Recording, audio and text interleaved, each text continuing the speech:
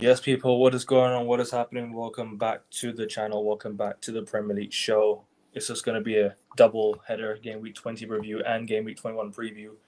It's going to be a mix of both. So we will be discussing both. Also discussing the news around the Premier League and everything like that. Discussing the big game this week, Arsenal-Liverpool. That's going to be an interesting matchup.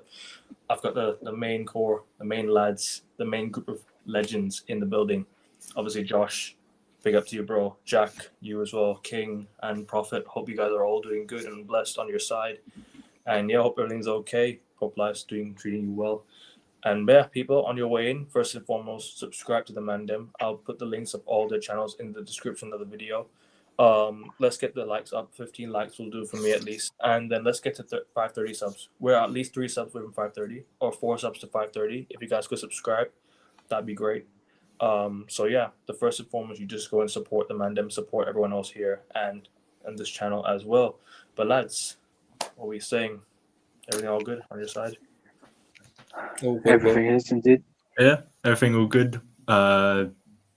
Sadly, Watford game got called off at a weekend, so yeah. What hasn't happened? got screwed over. Why so many games called off on the weekend? Championship games. What happened? Frosty weather, snow, Arctic sort of winds, and Frosty the snowman decided to take over. Anyways, yeah. Let's get to it. Anyways, I think we'll start off with our Actually, no. I have to start with the news. Ruben Amorim has been sacked by Manchester United. I haven't spoken to rivals yet. Perspective. I need to know you guys' thoughts. Josh, I'll go to you first on this one. What's been your thoughts on the Ruben Amorim sacking, and what's really been your take on it? Because, it is like the news just broke randomly yesterday. I spoke about it on the show. I think, well, not the show, but I spoke about it on one of the shows. I said Ruben Amorim said something on his press conference or whatever it was, and he sort of spoke against the board and whatnot. But I want to know you guys' thoughts on everything as well. But Josh, first and foremost, you can take it away. Well, Ruben Amorim should have been sacked long before we entered 2026, the year of our Lord. I feel he got sacked for the wrong reasons, but he should have been sacked anyway. He got sacked for calling out the board rather than results and performances on the pitch, which sends the complete wrong message. He should have been sacked after Bilbao. That was absolutely disgraceful. I don't care how poor Manchester United are now, finishing 15th and losing a European final. That is disgraceful. And no matter what their legacy is, no matter what their previous track record is, has to go after that. So I was really surprised he survived that. I was even more surprised when he survived Grimsby, a League Two side, lost on penalties. Your marquee summer signing hitting the underside of the bar to knock you guys out, essentially. It's absolutely ridiculous, and he should have been sacked long before that. The funny thing is, I don't think your squad is even top 6 worthy. I don't think he was doing that bad a job considering the players that you have, the personnel that you have. He's literally been sacked because he's called out the owners.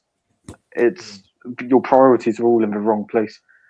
And now with Ole Gunnar Solskjaer linked with the move back there, with Darren Fletcher looking to take over against Burnley, just complete yes men. Honestly, Akabin, he should have been gone long before 2026 even came around. And I'm sure you agree with that. I agree 100%. He should have been sacked long before that. It says a lot about the highlight of his managerial tenure at Manchester United was winning 3 Premier League games in a row. Against Sunderland, Liverpool, and Brighton, I think. Don't accept failure. My football club. Sorry, Josh, I'm saying you cut you off there. No. I think his biggest achievement with Manchester United was winning 3 Premier League games in a row against Sunderland, Liverpool, and Brighton, I think. I mean, he should have been gone after Bilbao. He really should have gone after Grimsby. I mean, that is just the ultimate humiliation. Yeah. I don't really understand the aftermath. I don't really understand the fallout from your former players in particular. Because you're talking about the Manchester United DNA. What is the Manchester United DNA? That Ruben Amorim wasn't winning. You should have kept Ten Hag then. He was winning you trophies. Jose Mourinho was winning you trophies. You should have kept him. Is Manchester United DNA attacking football? You should have kept Ole then. So it just seems like you're going in swings and roundabouts. And if you look at the history of Manchester United, only 2 managers in your history have brought consistent success. Sir Matt Busby, Sir Alex Ferguson. It's very, very unlikely that you're going to find another manager like that. Sorry? 3, but there was one in the 1900s. I don't know his name, but we've had 3 successful managers in history. Yeah, 3 successful managers in your history. That is, like, you look at the history of your club, you're going to have to, like, on average, wait about 25 years for another Busby type, another Fergie type manager to come around and rescue you guys from the doldrums again. So I feel the constant revolving of managers just isn't going to work for Manchester United. Like I say, if the United DNA is winning trophies, you should have kept Ten Hag or Mourinho. If the United DNA is playing attractive attacking football and performing consistently enough in the league, you should have kept Ole. So you just, I honestly don't know what the owners are doing. It's evident that they don't like to be criticised, hence why they got rid of him. Because, like I say previously, your squad is not big six, like top 6 worthy. Your squad should not be finishing in the top 6. Your squad is very, very poor, and quite frankly, I don't think he was doing too bad of a job on the pitch, considering how shit your players are for the most part. So it's a strange one for me. Wrong timing, right decision. That's my summary of it. I'll let other people talk now. Let's go to our biggest rivals, Liverpool. Profit on this one. I need to know you men are laughing. You're in jubilant. Nah, bro, I've got nothing to laugh about, to be fair, because we're not exactly in the best position here. But it was a surprise, to be fair. I did have a feeling that he wasn't the guy long term for you guys. I think you guys felt the same. I did say he was going to get sacked eventually. I thought he'd get this season and it would fall apart next year and he'd get sacked next year. But obviously, he called out the board. And it escalated from there, bro. I woke up yesterday and I seen that he was gone, which is mental. But to be fair, when you look at who you guys are being linked to now as interim, would you not have been better off keeping Amorim around? Like Ollie coming back in or Fletcher? I think you could have been better off keeping Amorim around. Solskjaer's a better manager than Amorim, I'll be honest with you. So it's an upgrade, but it's still down. Yeah. But it's a surprising one, bro. It's very surprising. The fact that I was just gonna say both of them lost the European final, but one finished in the Champions League places. And another thing is, Ole, at least I don't accept failure in a football club, and trust me, this is still failure. But he got us to multiple semi-finals, so he kind of got he had a deep cup on him, but the problem was he just never got over the line. And that's why I wanted him out. If he would have gotten over the line in that Europa League final, I would have been like, keep him for another 2-3 more years. I don't care. You can give him that contract. The fact that he got that contract after losing a Europa League final to Villarreal is a disgrace. But I would have kept him if he won the Europa League final. But sorry, bro, I didn't mean to cut you off there. It's all good, bro. It's all good. But it's definitely surprising. The fact we started the year and Chelsea have sacked their manager. Agreed. And United have sacked their manager is very surprising. But honestly, bro, the next manager who comes in now in the summer, I don't see that manager lasting either, to be fair. I think that manager will end up getting booted out. And I think you guys are going to just do this. You guys go around in a cycle where bring a manager in, give him loads of money, doesn't work out, you sack him, and then you go again. So it's just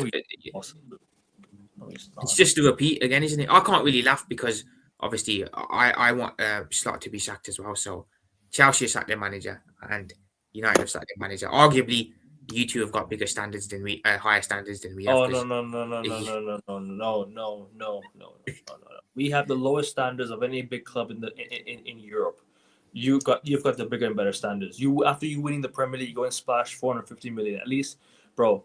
Like even if the signings are not, I don't hit the ground running, you still went and spent 450 million after winning the league. Like that's standards right there. If anything, you know what I mean? Fair enough, bro. But it's mad. It's definitely I don't know. I felt United were on paper, you were having a decent year. You were in a top 4 battle on paper, but yeah, I don't know what happens now. Does the interim come in? Does he have a good run? Does it all go pear-shaped? You go on a losing one? Genuinely, I think it's another write-off now for you guys this season. So yeah, whoever you guys get into, I think personally, you guys will get Glasner in as the next manager. So we'll see where it goes from there. But it's definitely a surprise. I didn't see him getting sacked. Stronger squad. Oh, they go and win the FA Cup. Yeah, we better. We better. If we don't, then we failed. Simple as. Simple as. And we were supposed to win the Champions League. We were supposed to bring the glory days again. Yep. But what happened? How many years outside of UCL now? 2 years. This is the first time we've not been in the Champions League for back-to-back years since Sir Alex Ferguson left. Like back-to-back years, we weren't in the Champions League. Yeah, normally you guys will do you'll do 1 year out of it, but then you'll get and then 1 year back in it. Yeah, it's a pattern. It's a pattern. This is the first time we've done that. Had we won the Europa League final, we'd be in that Champions League. But guess what? We had to suffer. Standards are one thing, but the fans are running to push the owners out. I hear you. We need to do that, bro. I hope against Brighton on Sunday in the FA Cup, there should be a protest. There has to be a protest, surely. If the fans are rioting online about Ineos and the Glazers not keeping Amorim or whatnot, then there has to be a riot outside Old Trafford. There has to be not riot in that sense, but you know what I mean, like a protest. Like the fans will probably go ballistic in all that sense. You know what I mean? Like they're not going to be happy with everything. So yeah, I'm expecting a protest sooner rather than later. If there's no protest and the fan base is not serious, bro. And the fan base is not serious. The second wasn't a priority. Ineos himself admitted it wasn't working. Yeah, but then again, they should have taken action time ago, bro. You know what I mean? Big up to Aaron Disciple. I've seen this Aaron Disciple. I've seen that Nuno might get sacked as well today. That's crazy, man. Nuno's 2026 is crazy. Glasgow will be the same shit, if not worse. Glasgow's not even won a league title. True. He won Europa League with Frankfurt. Come on. No, but he means like a league title. A trophy's a trophy, and Emery hasn't won a league title, but he's held it as one of the best managers in the world. Come on. He won the league with Paris Saint-Germain, but like people see it as a farmers' league and whatnot. But Emery's trash. Let's be honest here. But yeah, he's not. He's not trash. He's okay, but I don't really get the hype. To be fair, I think he's a decent manager, but I think people are right. You know, just give him the brand. Joe Glazer's got the final shots. Fuck off out of our club. Facts. They all must go. Big up AFC always. Bless up, brother. Big up AFC always. 6 points there, AFC. UCL positions. Yeah, but we have to get it, and we have to win the FA Cup. If we don't get both, we failed. And both only. Not one or the other. Has to be both. But I know we're not going to get both anyway, so we already failed. Fucking pathetic losers. Half the season left wise written off again. We have a transfer to the salvage and time to get a manager in. Exactly. Yeah, but you're not going to get a manager till the summer, King Kong. So you'll have to deal with the interim now. And who knows what the interim's going to do? Like, it could be another season like last year. End up being another season. So. And I beg to God, because you know what? At the same time, now that I think about it, if Ole Gunnar Solskjaer does get top 4, and he does get the FA Cup, the fans are going to say, give him the job again, bro. It might not get the full-time job again. But then again, at the end of the day, the aim is to win trophies, right? So if you win a trophy, then you can stay. No. You know what happened with Arteta. Always at the wheel. Yeah, but tell me how does it feel? We have better resources to succeed than you guys. That's the thing. You guys spent $1 billion over how many years? 6 years. You can do that in the summer, to be fair. Realistically. Well, unrealistically. Yeah, we are. Yeah, we are finished, bro. Trust me. These guys are. Man said they need to start taking inspiration from Chelsea, you know. They copied us. That's what they did. They copied us. They said, they looked at our homework and said, do the same thing. Have a fake argument with their manager and then get rid of him. See, Man United, I just like to say they're a disgrace. All the spotlight was on Chelsea and they just want to be main character. They want to do the same thing. Every time we do something, they want to do it. We get youngsters, they want to get youngsters. We sack our manager, they want to sack our manager. The man are copycats. They're the worst kind of club. And you know what? This is disrespectful because Amorim is only 3 points behind top 4. He beat the world champions. He beat last year's Premier League champions. And United fans are a disgrace. Yeah. Amorim should have never lost his job. Yeah, man. I'm in mourning right now. This is an absolute disgrace. Enzo Maresca and Ruben Amorim deserve better. What's he on about? These fan bases selfish. What are you going to get next? Gareth Southgate, Ole Gunnar Solskjaer, bombs. That's what's going to happen. And you're going to go back down the table where you belong. That's what you do. That's what these fans deserve. These United fans, disgraceful. Manager, positive goal difference. Beat the world champs. Beat the Prem champs. Enzo Maresca came in, had a good game against Arsenal, but only lost 1-0 against the current top leaders. Let me remind you where you were with Enzo Maresca. You guys were 12. Should have had a pen against us. You guys were 12. Should have had a pen. Should have drawn. You spent $1 billion and finished 12th. Let's not chat shit, bro. You've spent $1 billion and finished 12th. The season Todd Bowley took over. Amorim told you to suffer, and you suffered. But you know what? There was shine on the end of the rainbow, man. There was light at the end of the tunnel, and you just didn't want to wait for it. This is where you were before Enzo Maresca took over. You finished 12th, all right? You finished 12th. Yeah, you know what? 12th. The first thing that should have happened, there should have been a moment in silence for Ruben Amorim and Enzo Maresca. Losing their jobs during the Christmas period. Disgrace. Look at these men on the screen. Tired, sad. They've lost the hair follicles. Hair's important out here. Hey, Amorim had a flipping hair transplant. Never forget that. No, if he didn't have that hair transplant, he wouldn't have lasted that long in the job. I guarantee you. He would have got binned after build up. You don't have proper owners, so Can't even click on the comment right now. Hold on, sorry about that. Anyway, one thing I just want to quickly say about the flipping Amorim sacking or whatnot. Just want to quote Ian McDermott when he played Palpatine in The Phantom Menace. A surprise for sure, but a welcome one. I mean, come on. This sacking was going to happen no matter what. Like, the flipping...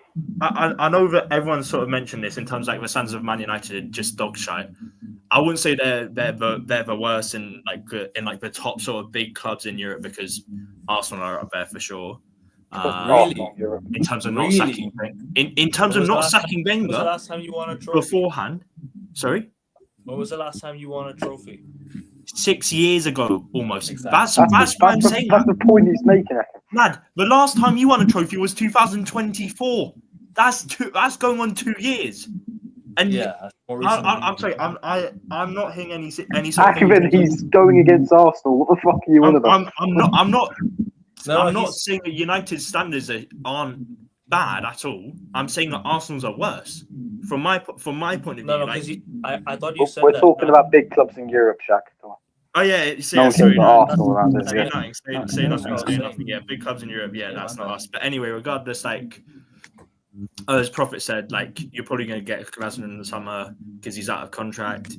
Realistically, he's going to stay on at Palace, sign a new contract next season and whatnot. No, unless Palace won't save a Conference, but that's. Chances are not going to happen. If it does, fair play to them and whatnot. But like,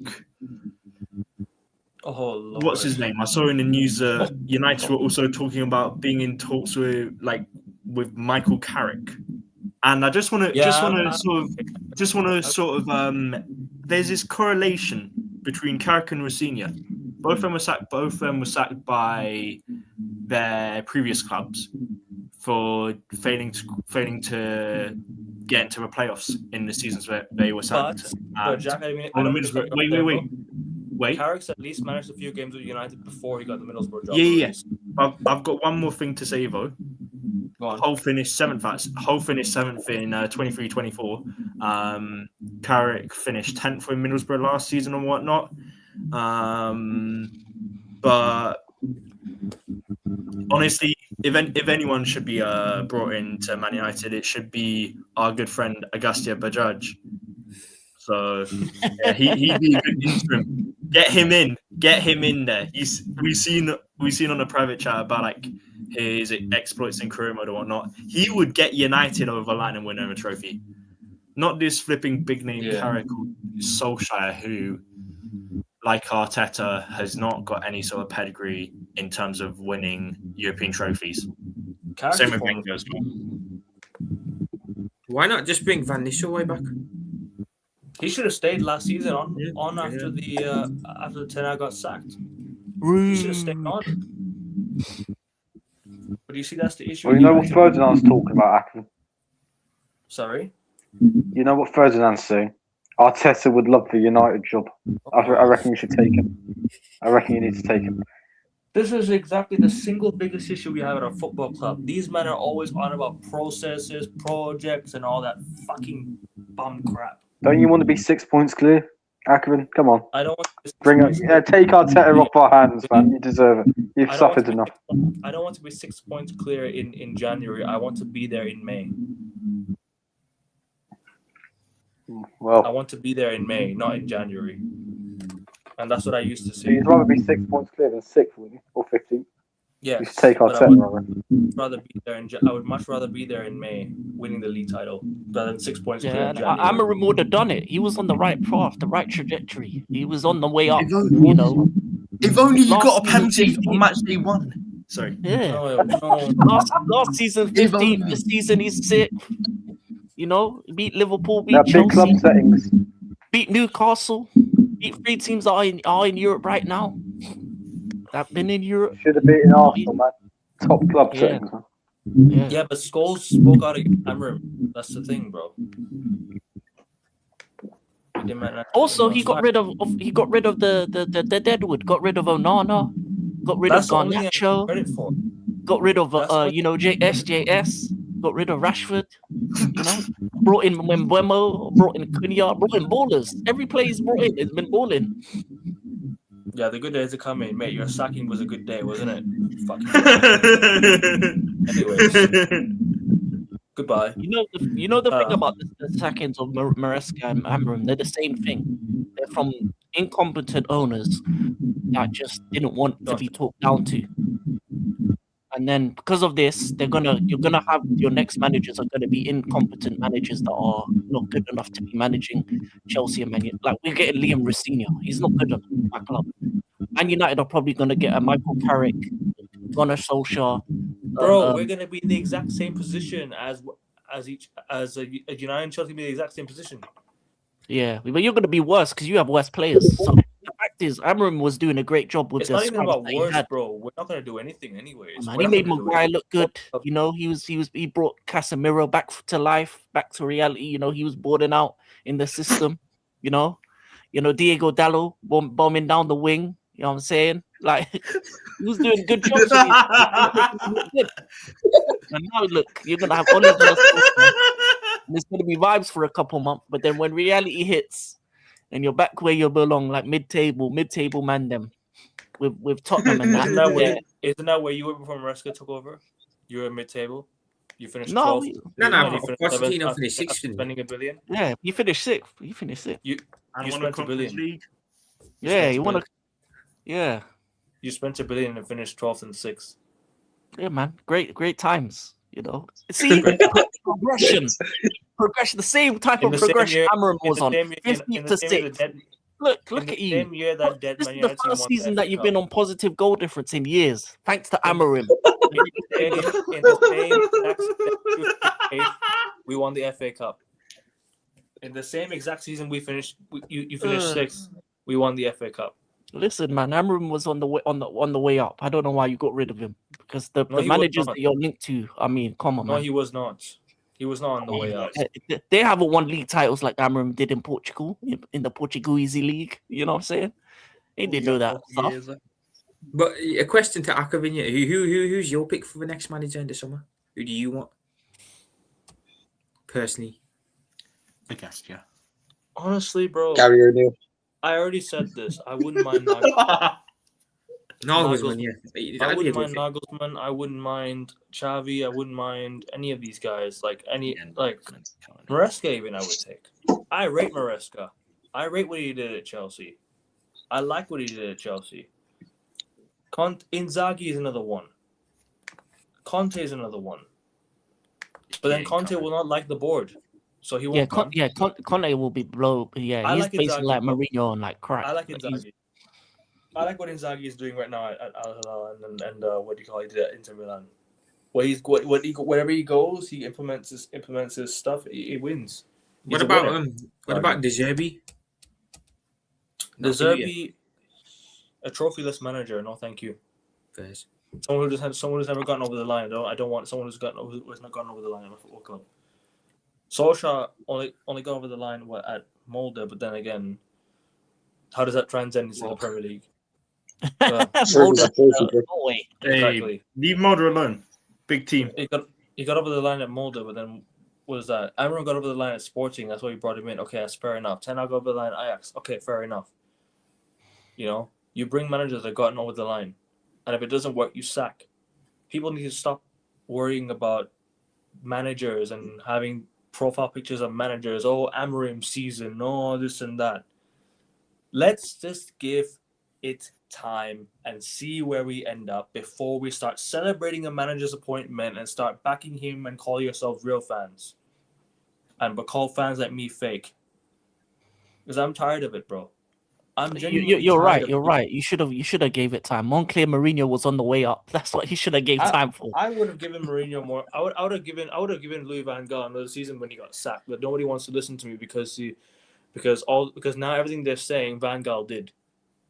Everything Louis van Gaal did, the fans and the fans are saying he did that back then already. He won us that. He won us the trophy.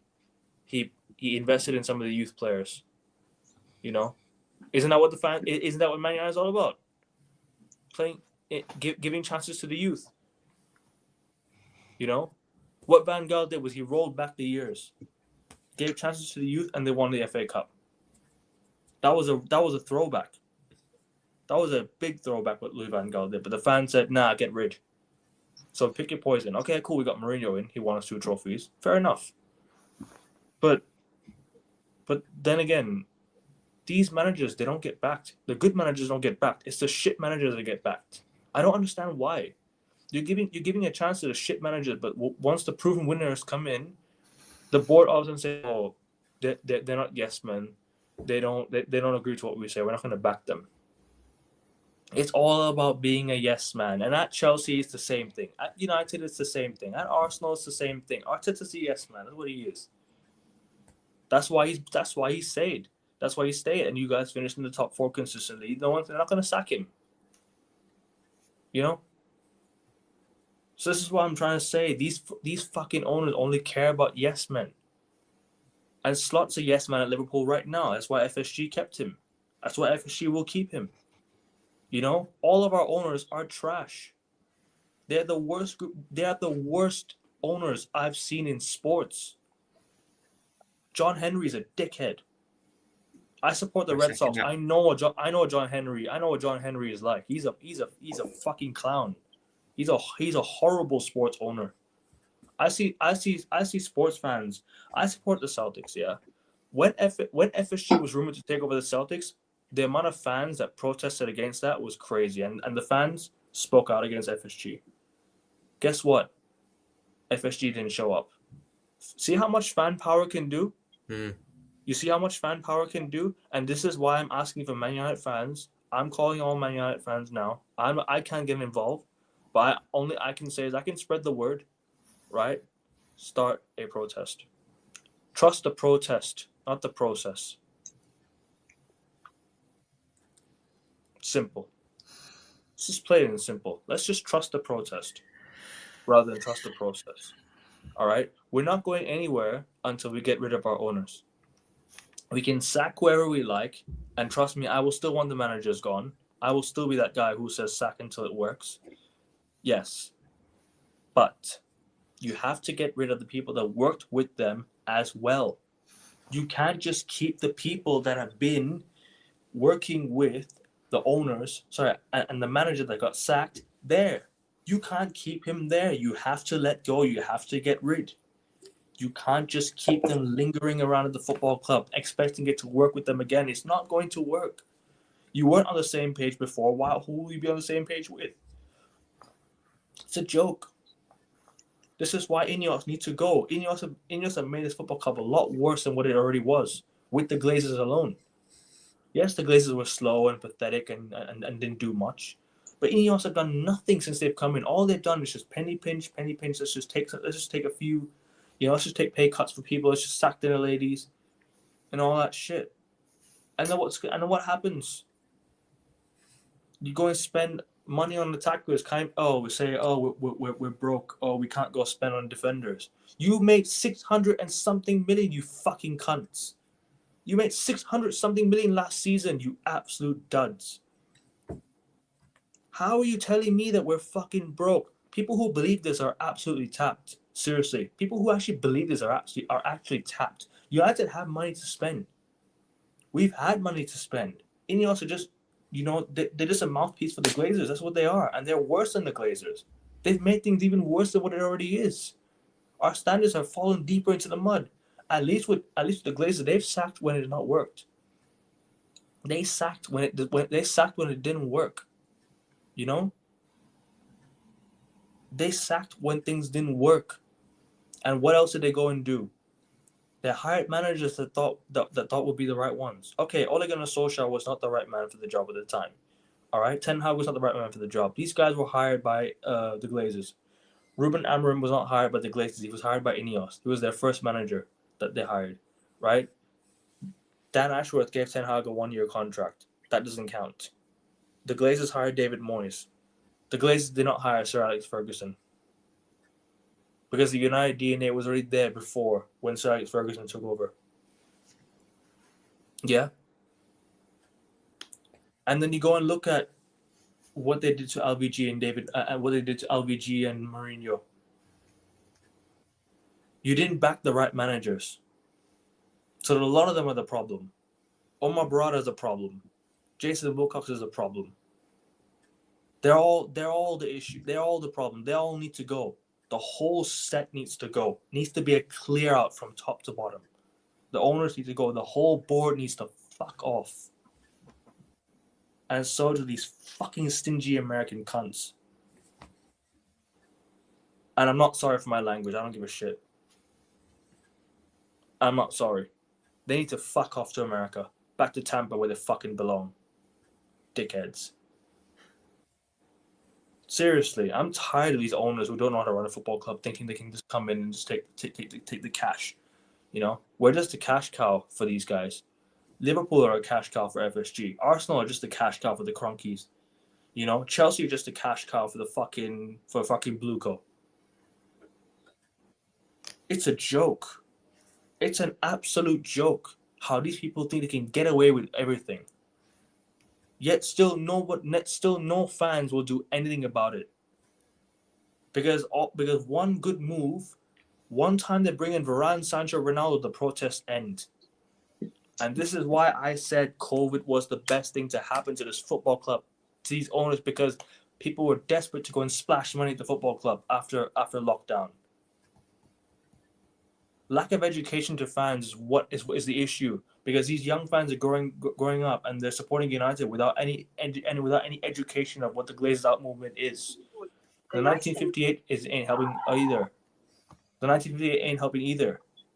Sorry, I thought that was a background noise there. The 1958 aren't helping either. They've done nothing. The Manchester United Supporters Trust done nothing about it. Manchester United Supporters Forum, nothing. These guys apparently work with the club. Work with the club to find a solution then. Work with the fans to find a solution. You've done fucking nothing to help my football club. Cancel your organization groups. Fucking get back to your daily lives. Yeah, because you guys are useless. Seriously, useless. Thinking you guys are the supporters trust, yeah? Thinking that you can organize things with the fans. You don't do shit. You don't organize shit with the fans. You don't make the fan base better. It makes it more toxic. And what happens to the club when we're losing? Sorry, let me say it again. What happens to the football club when we're losing? Oh, it becomes more toxic because fans won't take it. The fans will not take it. When losing becomes a habit, it becomes toxic. And that's why you saw Arsenal, Wenger in, Wenger out. You saw Liverpool, FSG out. You saw Chelsea fans protesting against the Ricketts at one point because they were going to take over for Roman Abramovich. He was forced to sell the club. Who else? I could go on and on and on, man. I'm sick and tired of these fucking owners, man. I think they're so entitled. I don't care that they own the football club. They're not part of my club. And on that bombshell, let me get to the comments real quick before we get back. I'm so sorry, guys. I had to. I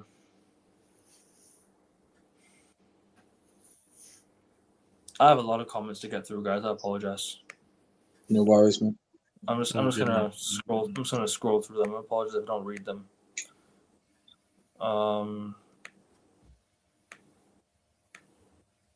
But anyone else haven't said anything on the situation? Anyone else wants to finish any points or anything? Not for me. Not for me, no. King's already said his point, hasn't he? And Jack, you said your point, haven't you? Yeah, but I also want to state, like, please go on. The fact that, as you mentioned, with like the American owners just in like British clubs and whatnot, and also NEOS own, what do you call it? OGC Nice in Ligue 1. Like, surely if there's players who are shit, let's just say, or aren't getting game time, say like Malacia, for example, he could be loaned to Nice, like as a sort of like feeder club, if you will, and actually some like sort of connection between like the two clubs, like Chelsea are doing with obviously themselves and Strasbourg.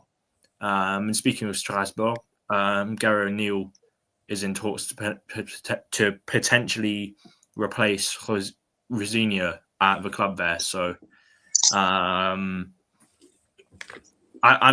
know it is very sort of like I don't know how to say it. This just like trying to find some light out of like multi-club ownerships and whatnot, but that's something that like Ineos should actually try and do. And I don't like Ineos at all because of other sort of like shit that they've done in terms of like cycling or whatnot, and their team's been found doing some like doping, I think, if I recall, a few years ago. But that's definitely one thing that they should foster from now on, to be fair, because what was it, you were linked with Jean-Claude Todibo quite like 2 or 3 years ago, before obviously he went to West Ham and whatnot, and he would have been a good.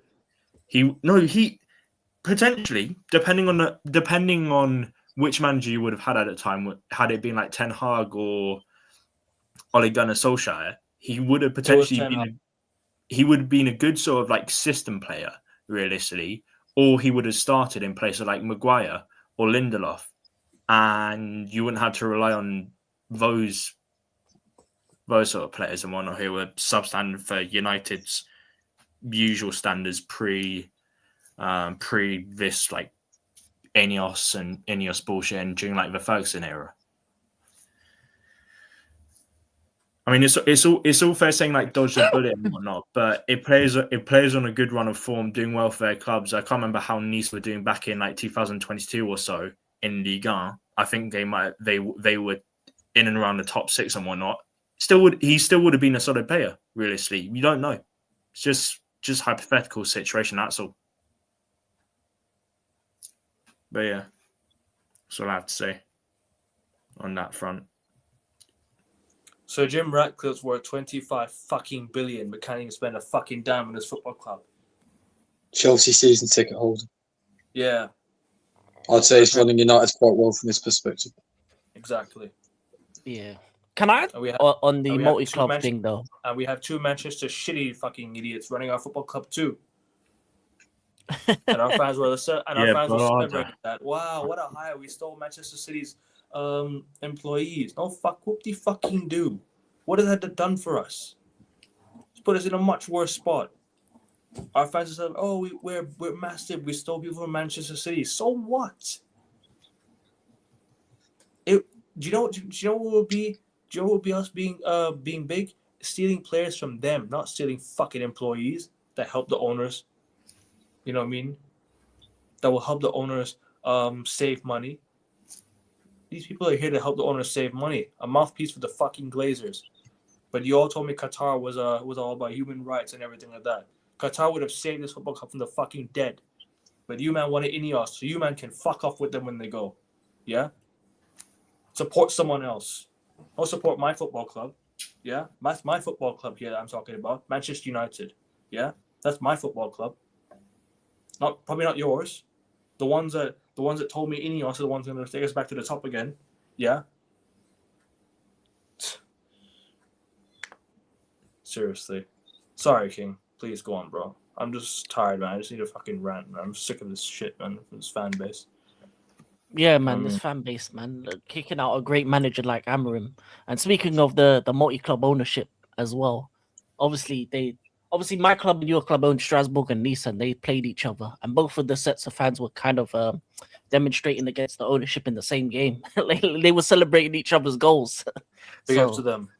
Yeah, but I will say this.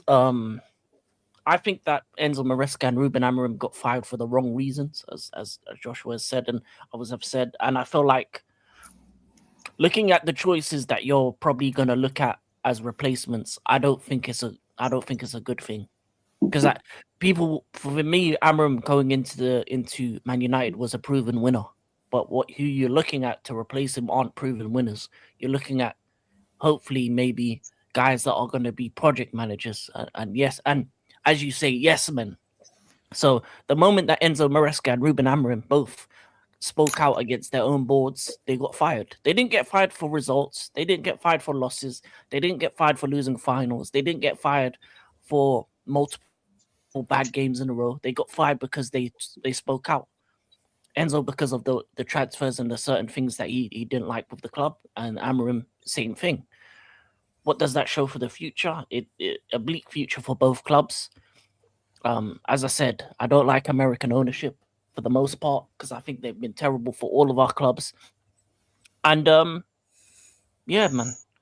I'm gonna just say the British government, fuck you for taking my club away.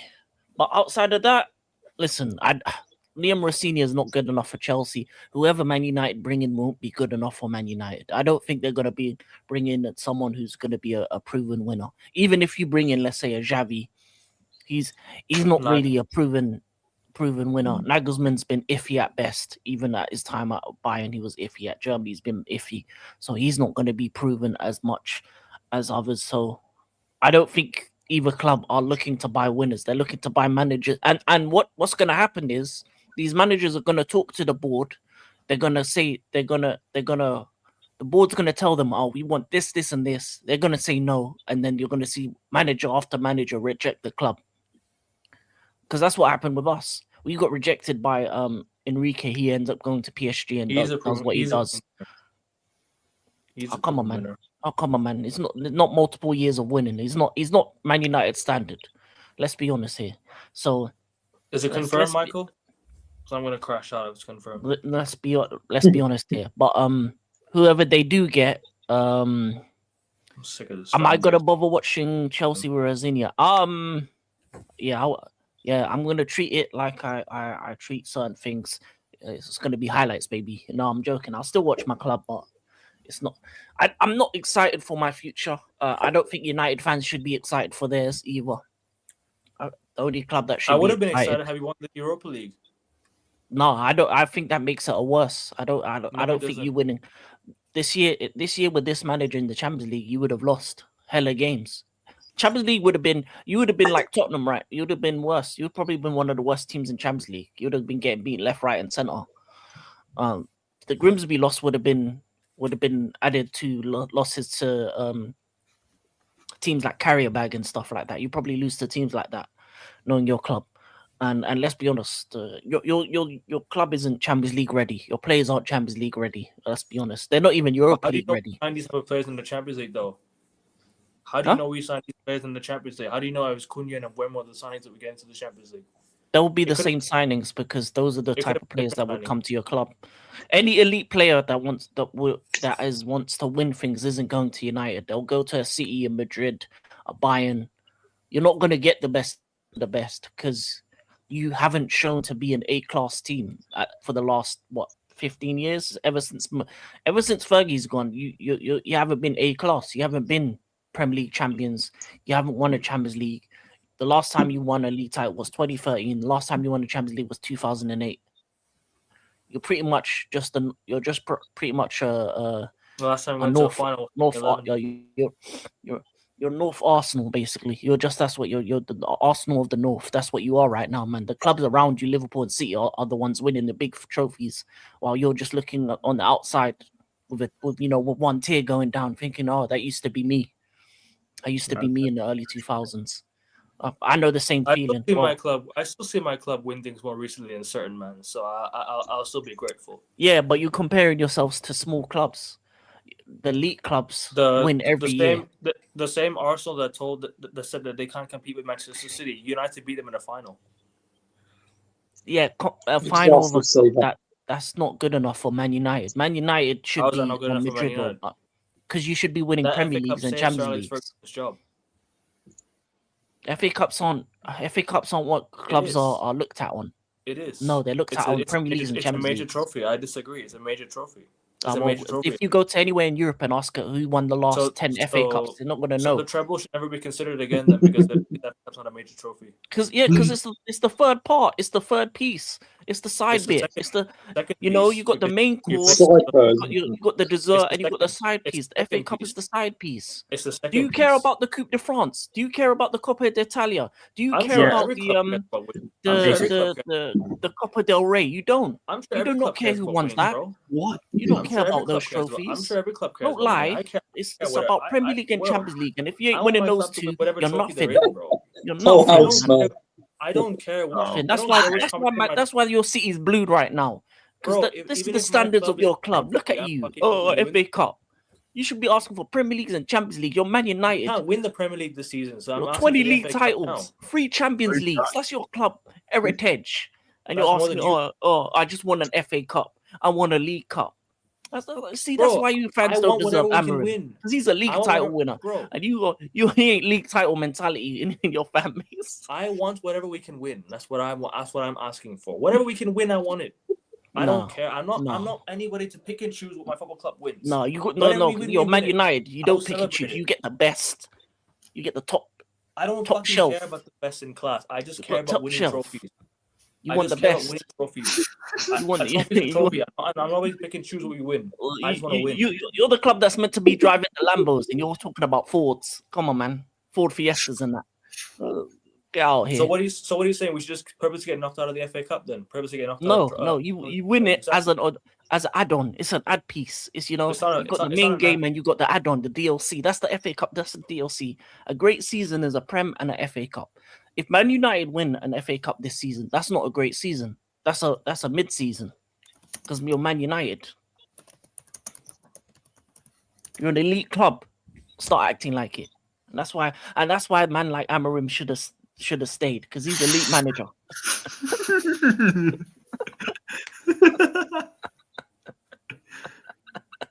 Remind me where you were before Maresca took over again? Exactly. Yeah. That's not even relevant. That's not even relevant to the fucking conversation, for crying out loud. It is. Yeah. It's not. We talk about United. About United, the biggest club in the world. Biggest club in England. Chelsea fan that's telling me this, but our clubs are running I'm the 5th biggest club in England. Why are you looking at me? Our clubs are running exactly the same. Our clubs are running exactly that's the problem. That's the problem, and you're allowing it. You're allowing professional winners like Ruben Amorim to be replaced by Ole at the wheel, and you're going to be doing that. This is what your fans are going to be doing when you win the FA Cup. Ole is at the wheel. Can you tell me how does it feel? We got an FA Cup and Bruno. Come on, man. You're Man United. Yeah, and we win trophies. I don't give a flying fuck what we win. Just win it. I'm always pick and choose what you win. I don't care what you win. I know, man. I'm always pick and choose. If it ain't the big ones, it don't mean nothing to me. It means a lot. It means a lot to my history, because it adds to our collection.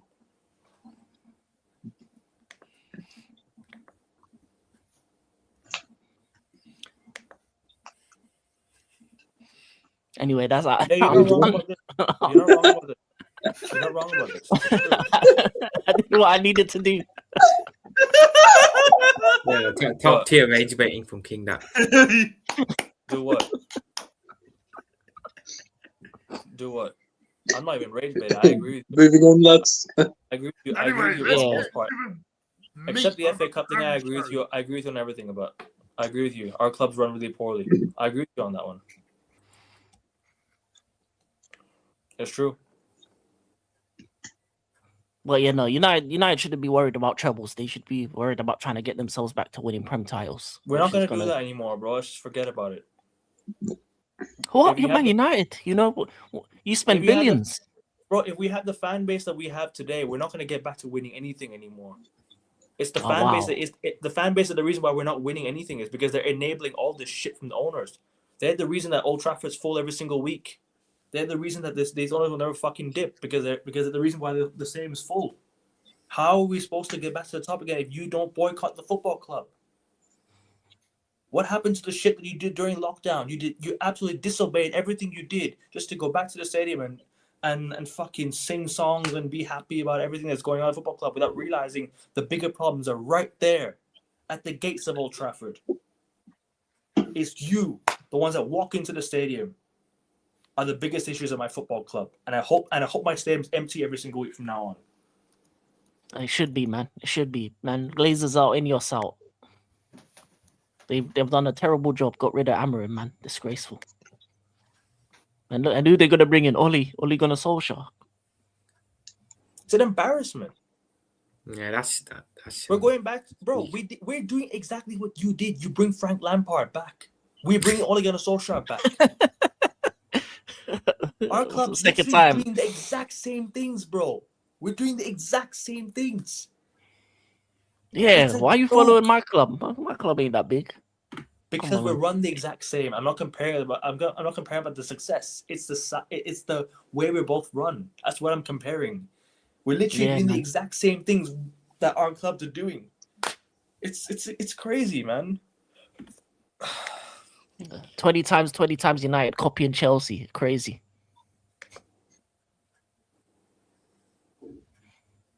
We're copying you guys on the same way we run. That's what I'm saying. Exactly, man. At least with you guys, at least with you guys, though, the one positive that you guys have is you spend a lot of money. We can't even spend. We act broke. We still spent a lot for some of them. We did, but despite finishing 15th, no other club has that luxury. I don't know what that means. I don't know what that means in the private chat. I don't know what that means. No offense. FA Cup still we can't devalue the cup as to history in the cabinet. Don't throw the cups away and focus on FA Cup. I agree, 100%. I would rather FA Cup than top 4. Facts. Our stupid supporters turn up to pay £100 for a ticket. Shout Glazes out. They don't even realize they're funding workers. Facts, bro. Steve knows. Steve knows. I don't know. Exactly, bro. And you know what the single biggest issue is, Steve? You know what the single biggest issue is, bro? Is the fact that once these people love talking about let's leave a stadium at halftime or let's empty the stadium around the 60th minute, do they not realize that they've already put money in the Glazers' pockets? So the Glazers are not going to care that these guys are walking out. It's not going to be shown on live television. They're going to show the game. They're going to show the ball being kicked. They're not going to show the protests. You know what I mean? It's just a joke. Like, these people think that leaving a stadium at around the 60th minute is going to help. It's not helped at all.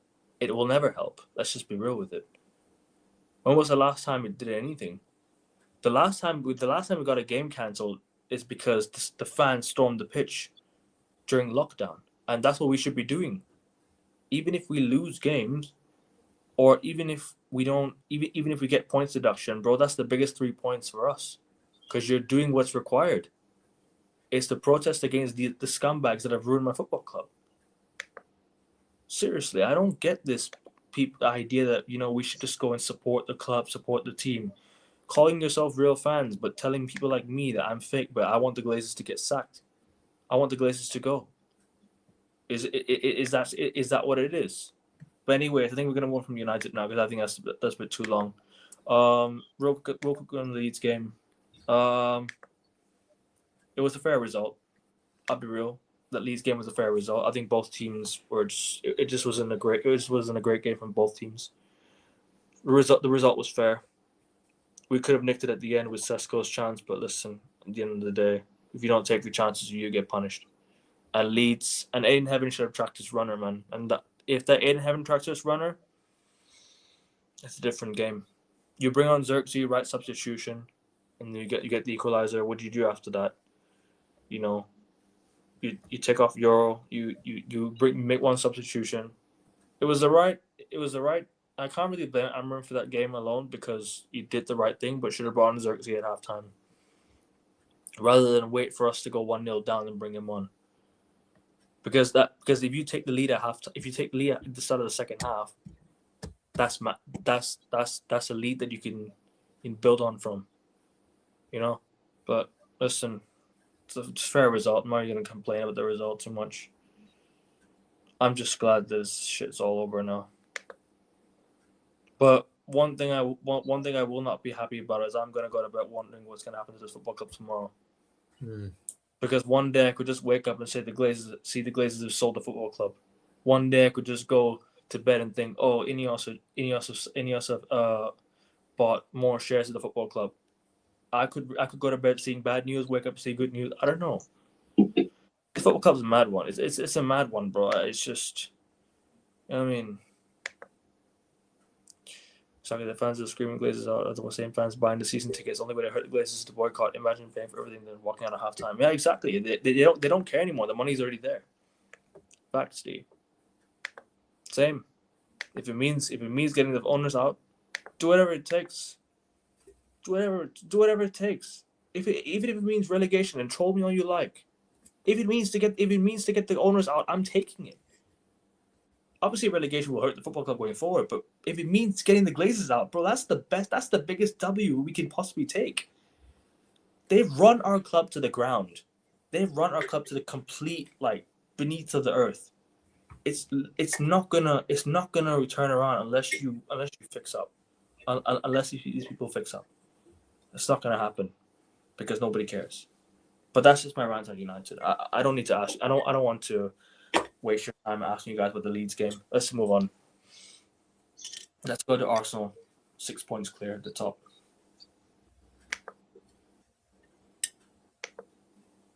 Do we just start? Yeah, bumper. Yeah, of course. Great win against Bournemouth. Rectified what happened last season. Declan Rice, fantastic, steps up when we needed him to. Started off really poorly. Gabriel with an absolute brain fart moment. I thought he left those sort of mistakes away, but they're still coming up to the surface. One thing about Gabriel, he's got the character to bounce back from stuff like that, so he got the equaliser about 6 minutes later, I think. He should have been 1-0 up through Madueke, but he can't finish the shit, so there you are. Second half, this didn't feel like a game that we would win, because so often under Arteta, we always drop points in those type of circumstances. But credit to the team. We came out with a purpose in the second half. Got 2 goals via Declan Rice. Fantastic finishers, I suppose. They get 1 back, but we managed to hold it out by the end. Bit of controversy by the end because Chris Kavanagh blew his whistle when Semenyo was about to cross the ball back into the box. Listen, after VAR officials failing to draw lines, after goals getting disallowed for the slightest touches, after not having opposition players sent off out of fear of ruining the game, then sending our players off for nudging the ball away 2 yards after the whistle went. I couldn't care less about that. Currently 6 points clear. Do I think we're going to do it? No. I hate to be the bearer of bad news, but this is Mikel Arteta in charge we're talking about here. Having said that, I'm still happy. 2026 does promise to be a good year for Arsenal, but this manager hasn't got over the line for the last 6 years. Will he do it this year? I seriously doubt it. But listen, I'd be the happiest man in the world if it were proven wrong. Semenyo, playing against Arsenal before his move to City, didn't do anything either. So that was poor from him there. In terms of Bournemouth, they're a good team. They're a solid enough side, but listen, at the end of the day, I think they're 14th in the league now. They've really dropped off. I don't think they've won a game since October. So they're lucky that the likes of Wolves, Burnley and West Ham are so bad so far. But at the end of the day, 3 points. We march on against Liverpool. Hopefully we'll get a win there, but it's not going to be as easy as everyone thinks. Then we've got Portsmouth in the FA Cup. Then we've got Chelsea in the Carabao Cup semi-final, first leg. 2026 promises to be a good year. It better be a fucking good year. So there you are. I'll pass on to Jack.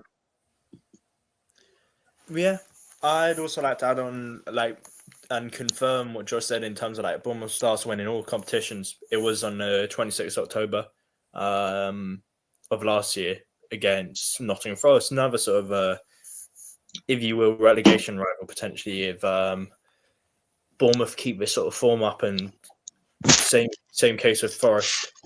The other thing about Semenyo as well, and I've seen in the past few hours or so, there's news from I think Iraola talking about how the trip to Spurs. I can't remember if Bournemouth are playing at Dean Court or they're travelling up to North London other weekend, but that could essentially be his last match for the club ahead of his move to Man City. Obviously, he's agreed personal terms and whatnot. But going back to the Bournemouth Arsenal match, I mean, as Josh said, you know what happened last season. Lost 2-0 to them at Dean Court. Lost 2-1 to them at the Emirates late on in the season. And it's good bit of respite in a way. I mean, what can we essentially talk about in terms of controversies in the game? Potentially, what's his name? Semenyo could have been handed a second yellow for pulling Declan Rice back when we were on the counter. I think it was either 1-1 or 2-1. And then late on in the game, Amin Adli, the Moroccan international, runs into Gabriel, tries to win a penalty. Surely, from that standpoint, he should receive a second yellow. He didn't. But hey, if any sort of occurrence like that happens again in the Premier League or any other sort of league in the world, we got receipts for that. Don't you worry. I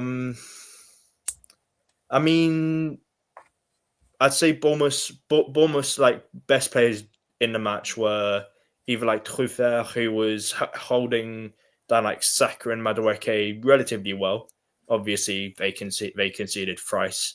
Rice with a brace, and who else was it who scored? Shit. Oh yeah, Gabriel, who obviously got the equaliser, and who was it? Eli Junior Krupi, absolutely amazing goal. Came off a bench, and I think it was within 140 seconds. Gets Bournemouth's second goal of the match, and game's back on, and Bournemouth, based on that match, they shouldn't be realistically in and around lower mid table, but given Iraola as a manager and whatnot, he's done well for them, a bit like how Eddie Howe did back in the mid 2010s, and fair play to Arsenal, go 6 points clear of City. We were 8 points clear at the end of the match, and obviously they dropped points. No, we were 7 clear at the end of the match, and then obviously City dropped points. Going to discuss the City-Chelsea match later, but hey, I'm happy with the result. Just keep momentum going, keep just winning matches that we should win, because there's no excuse when you going on 22 years without a league title. If we don't win it this season, that is. And yeah, 3 points. That's all that matters. Let's go. Got anything to say on the game, Prophet?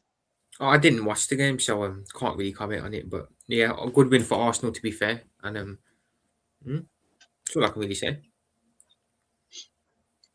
Yeah, fair enough, mate.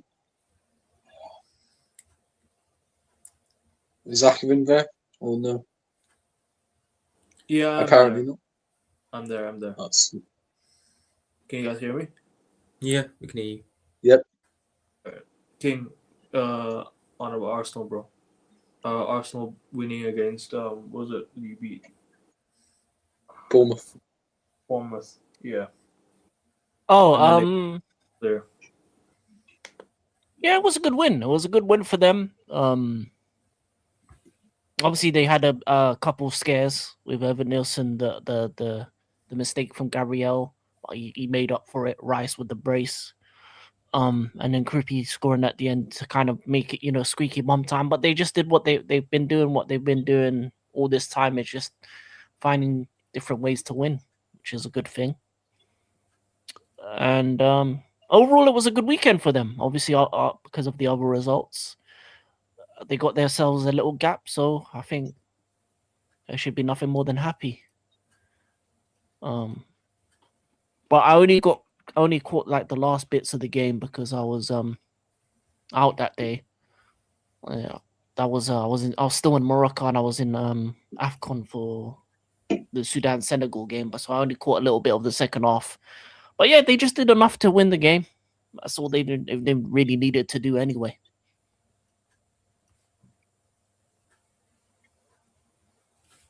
I didn't watch the game either, so I can't really tell you much. But all I can say is, yeah, Arsenal beating Bournemouth, going 6 points clear, is massive. It's massive for you, especially considering the circumstances of Man City dropping points against Chelsea in that last minute. So yeah, but do you want to just you want to just preview the Arsenal Liverpool game now? You want to talk about any other games? I think City Chelsea actually. King, I'll go City Chelsea next. Did you watch the game? Yeah. I did. Yeah, thank you, Chelsea. Go on. I hope to hell Arsenal don't win the league. I swear your fans are the worst. Not you guys though. You guys are all right. You guys are all right. But some of your fans, yeah. You don't want to deal with these guys. You want to deal with the rest of them. Don't worry. No man. As long as you stay on in sports, you have to deal with just these. All these things about London they did it for London and all that crap, man. Come on, man. Let's be honest. You know what? I will say this. The City were very disappointing in the game. They actually played terribly, I think. I think they were very lucky to be 1-0 up at the time that they were. Obviously, we came back in the end to make it 1-1. I think we were a bit more defensive. I think the tweaks that the manager made were perfect for the type of game it was going to be. But it's crazy. It's crazy that an interim manager drew with Pep. I think obviously City had a lot of issues during the game with their defenders being both of them going out injured, both their centre backs going out injured. That's going to cause them long-term problems. So they probably look to buy a centre back in January. But yeah, City just were all over the place. They just wasn't their tantalizing best. They didn't play good enough to win the game, and we just capitalized on a last 90+ minute draw. I mean, I feel like they could have done a bit more to get that second goal and finish off the game because they had enough chances to do so. But it just was one of them days where they just weren't at it. And yeah, it's crazy. In terms of my team, yeah, we played well, but I'll be honest with you, I couldn't care less. Our next manager is Liam Rossini. This game doesn't really mean anything to me personally.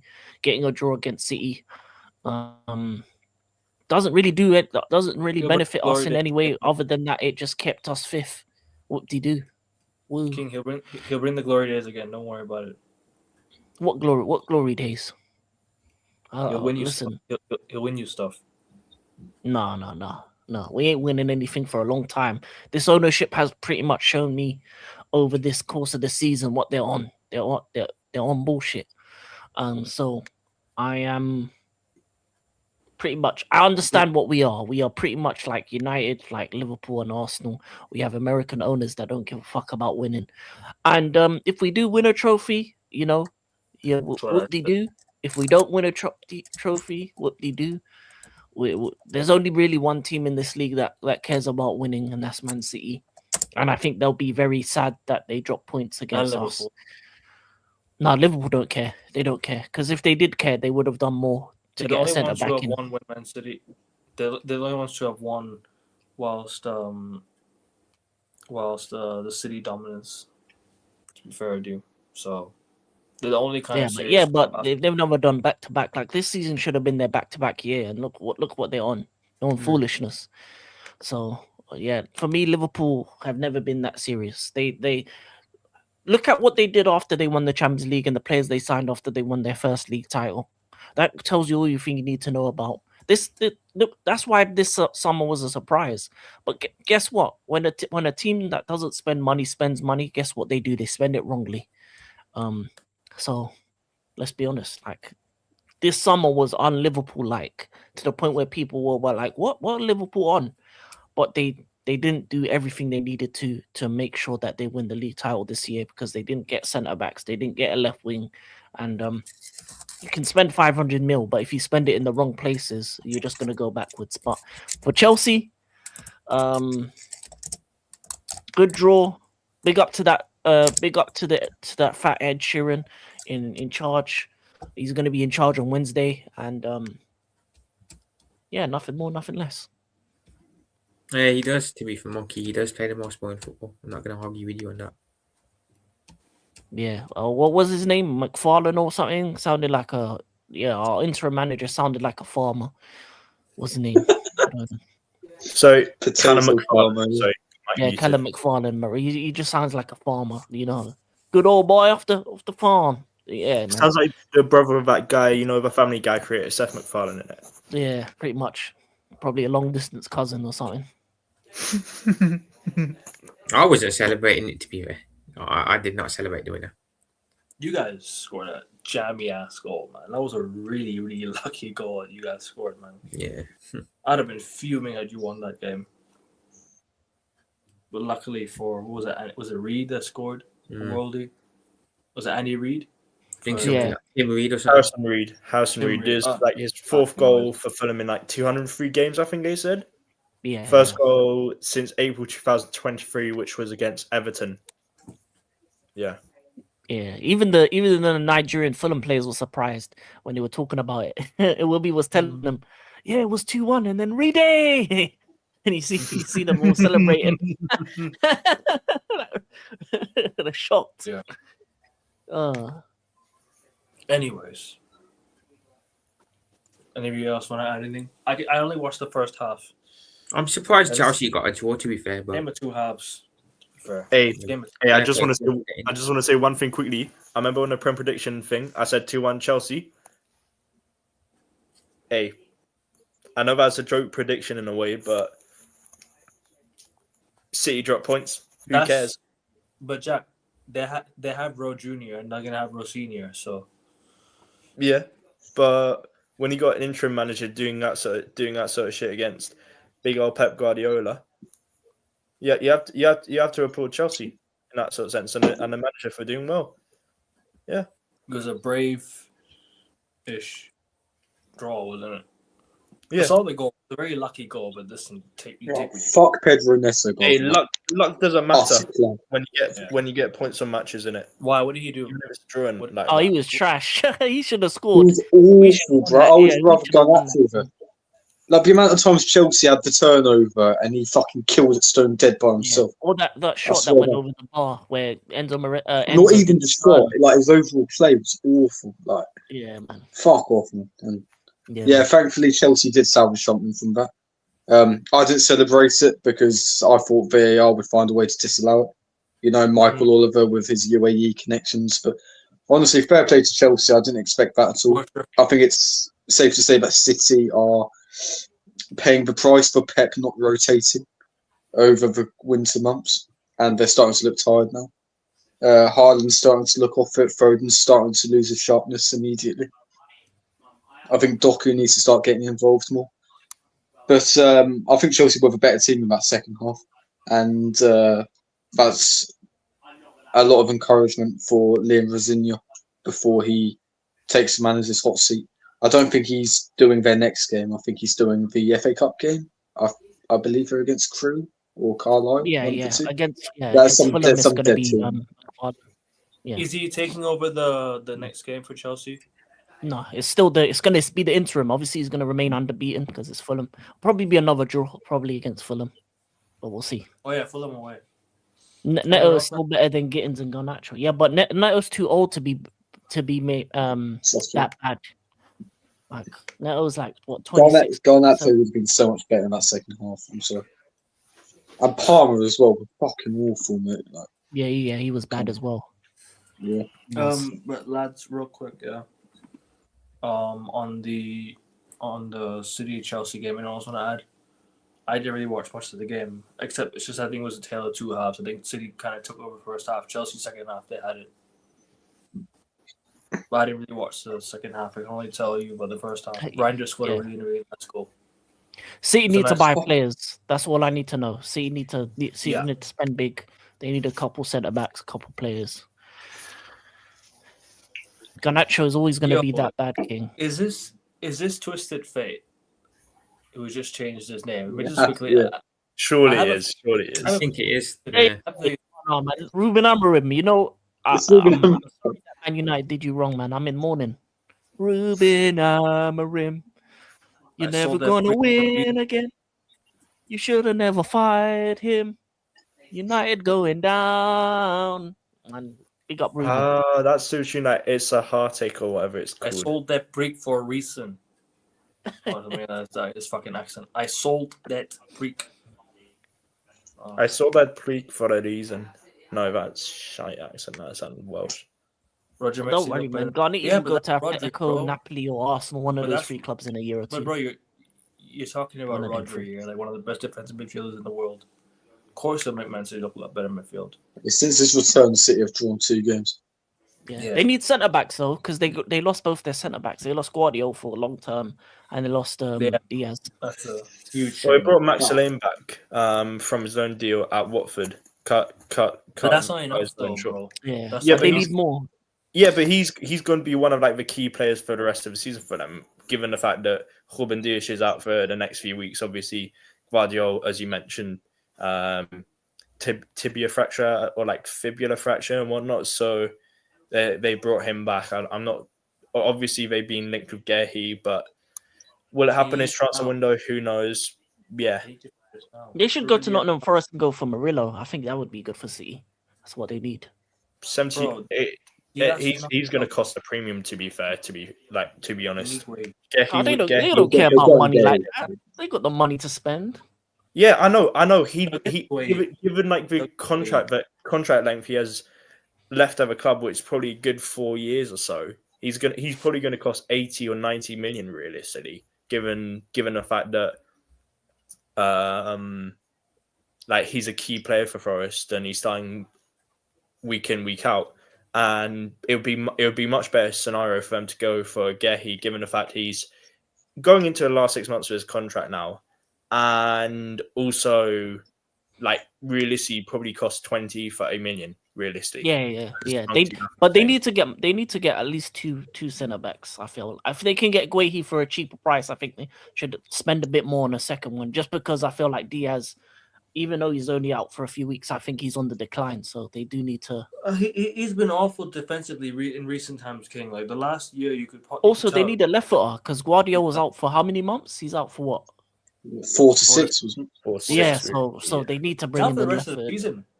They need a left-footed centre back. That's the entire season. It was 6 months. That's the entire season. They need a couple centre backs in. Yeah. If they can do that, they'll be fine. But Man City is the only club that spend money when they need to. Unless they somehow make the Champions League final, he'll probably make it back for that. No, he's out. He's out for the year. Then again, I don't want it. Then again, I hope City don't make the Champions League final. But anyways,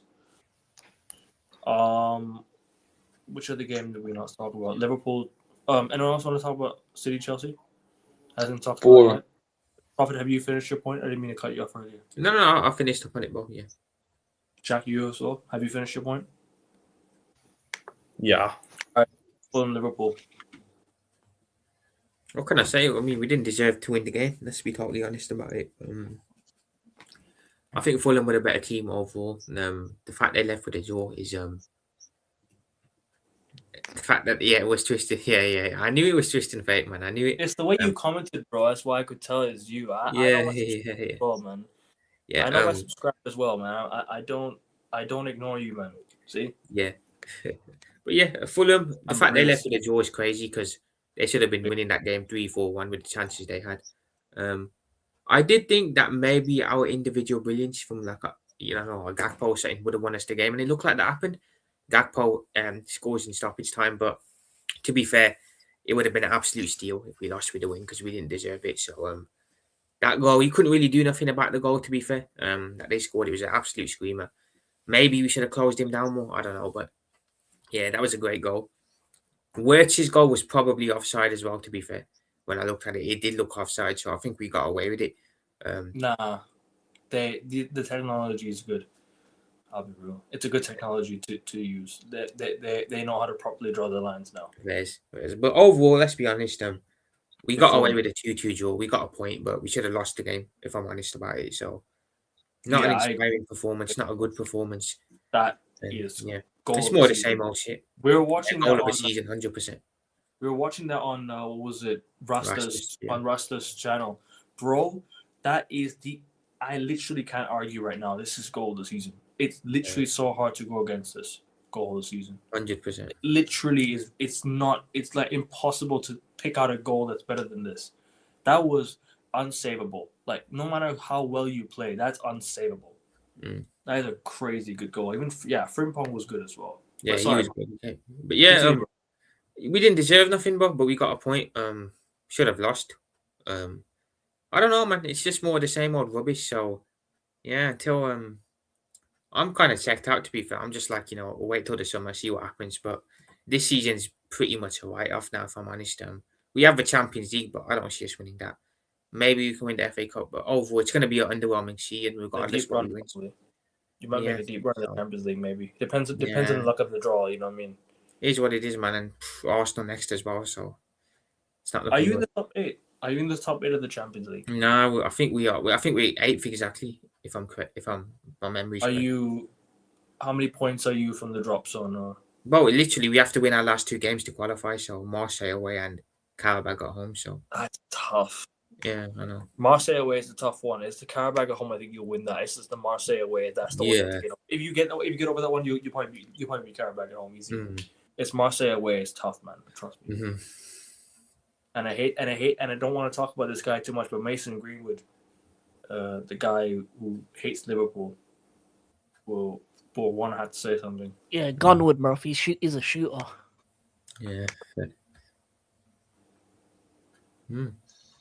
Congo holding Algeria out right now, full time. Yeah, Congo's a good team. That's why Algeria got to do something. They had the qualifier versus Jamaica, isn't it?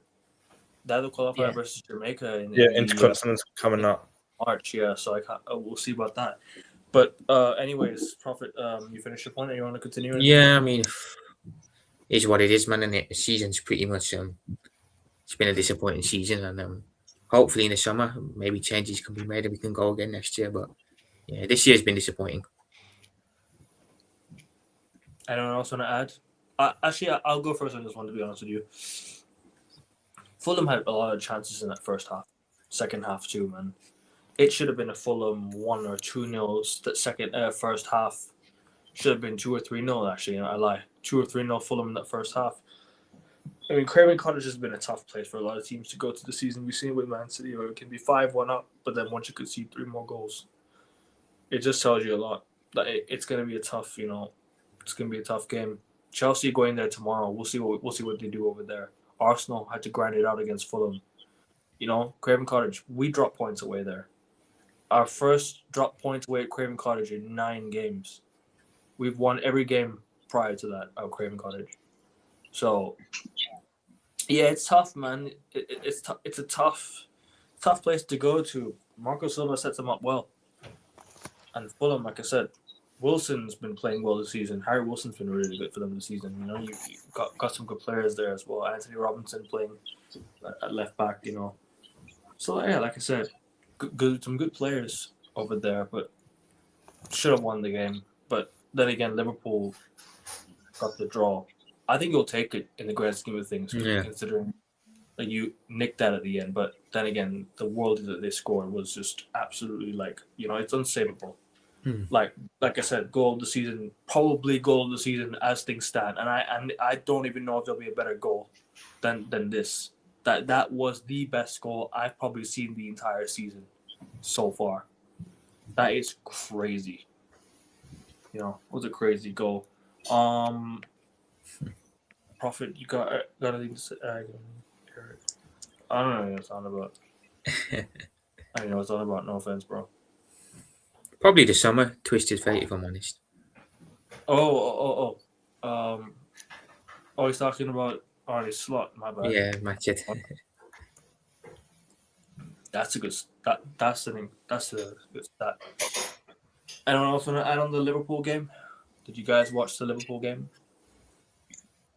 Well, I switched it off after Gakpo scores because I thought, jammy bastards. And obviously, as an Arsenal fan, I was thinking, for fuck's sake, they've got the last-minute limbs, they've got the confidence before the Emirates game.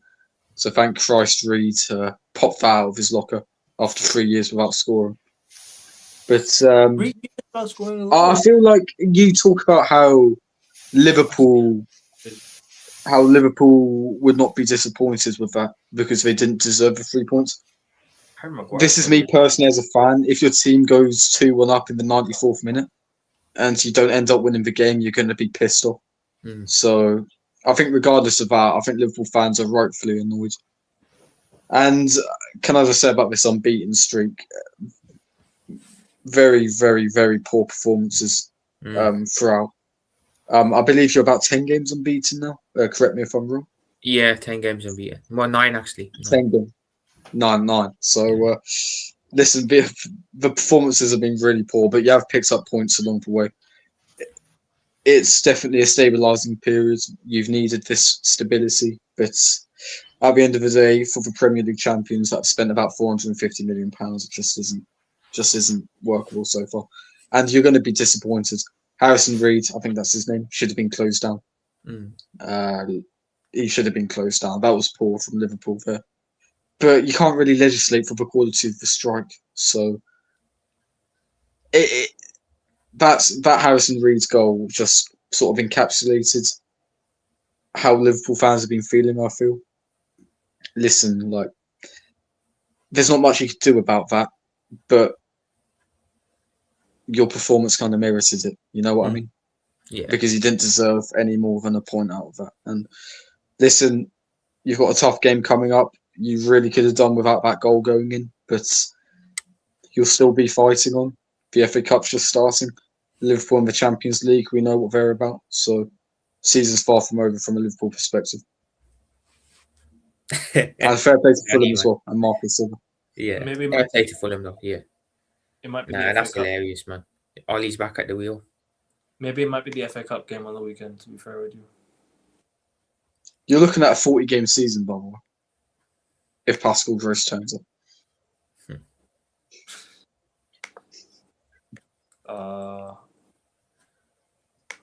Ferris.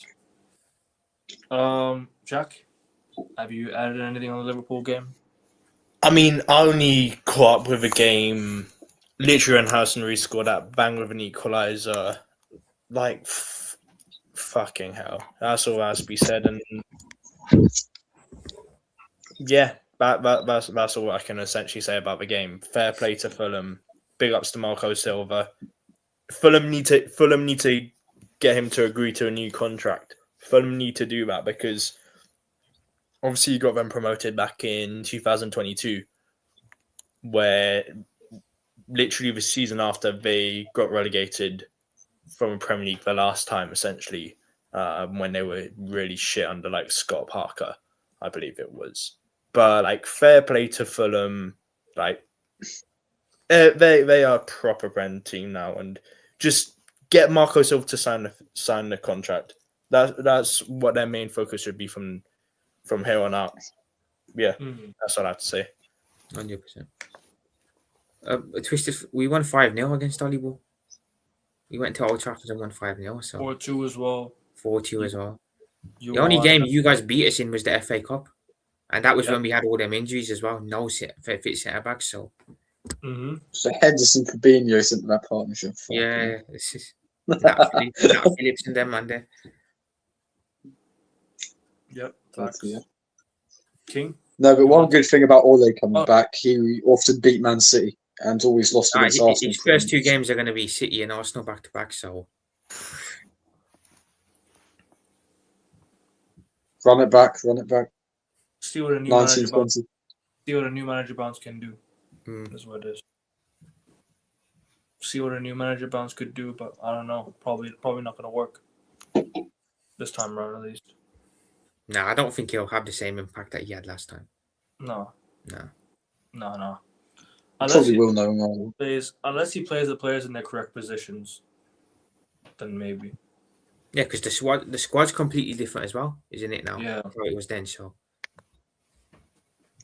King, you want to add anything on the Fulham Liverpool game before we move on to the previews? Because we're kind of deep into the show. We need to get to the previews.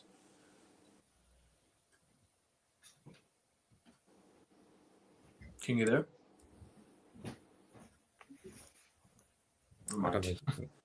No, we'll get back to him in a bit. Why are we bringing back failures, bro? It's what Ineos are anyways. They're a failure, so they'll bring back a failure to help failures. It's what it is. Anyways, hit the like button, people. Subscribe to the Mandem if you haven't done so already. Hit the likes. Let's get to 15 likes on the video.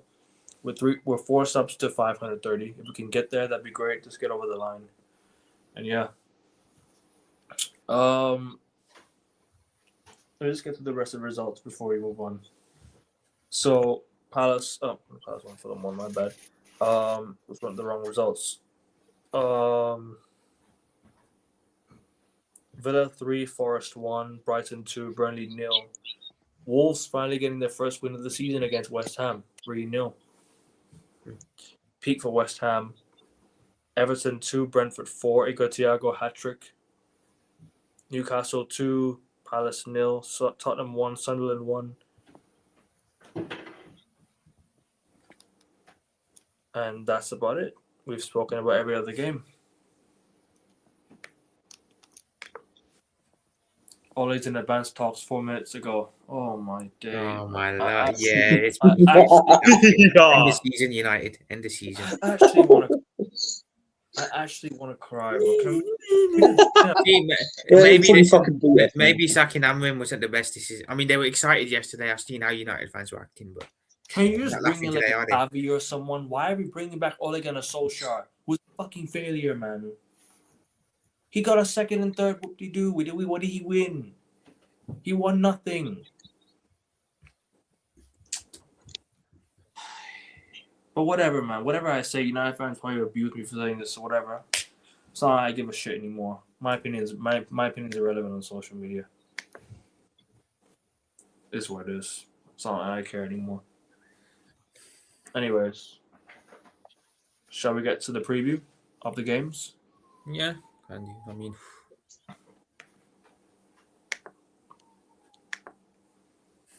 Arsenal, Liverpool, biggest game of the week.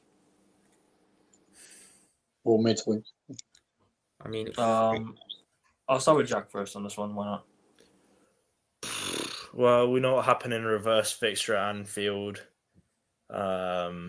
Obviously, that Szoboszlai free kick, which was a banger, to be fair. But hey, the fates of both teams this season have changed, and honestly, if we don't get 3 points of this, there's no fucking excuse, because we've seen Liverpool's run of form. Yes, they are 8 or 9 games unbeaten, but they've been subpar in quite a lot of those games. You saw both of these games. You saw the Fulham game. You saw what happened against Wolves. Wolves nearly nicked a point at Anfield. And going off the standards from last season when they won the league, and coming off winning the league last season, finishing was it 10 or 15 points clear of Arsenal. Like, there's no excuse to not try and mount a title defense that's akin to, say, United back in the 2000s, or like City over the past few years and whatnot. But honestly, 3 points, no excuse. Can't afford a draw in this sort of scenario, because if we get 3 points on this, technically, technically we'll be, say, 9 clear of City if City play after us, or I don't know when City are playing, but we increase the margin, and that's all that matters. We keep ourselves ahead of the teams that are challenging behind us, and also if we get 3 points on this, more pressure sort of mounts and start, and yeah, that's all that sort of matters. That's all that sort of matters. What are your thoughts, Josh?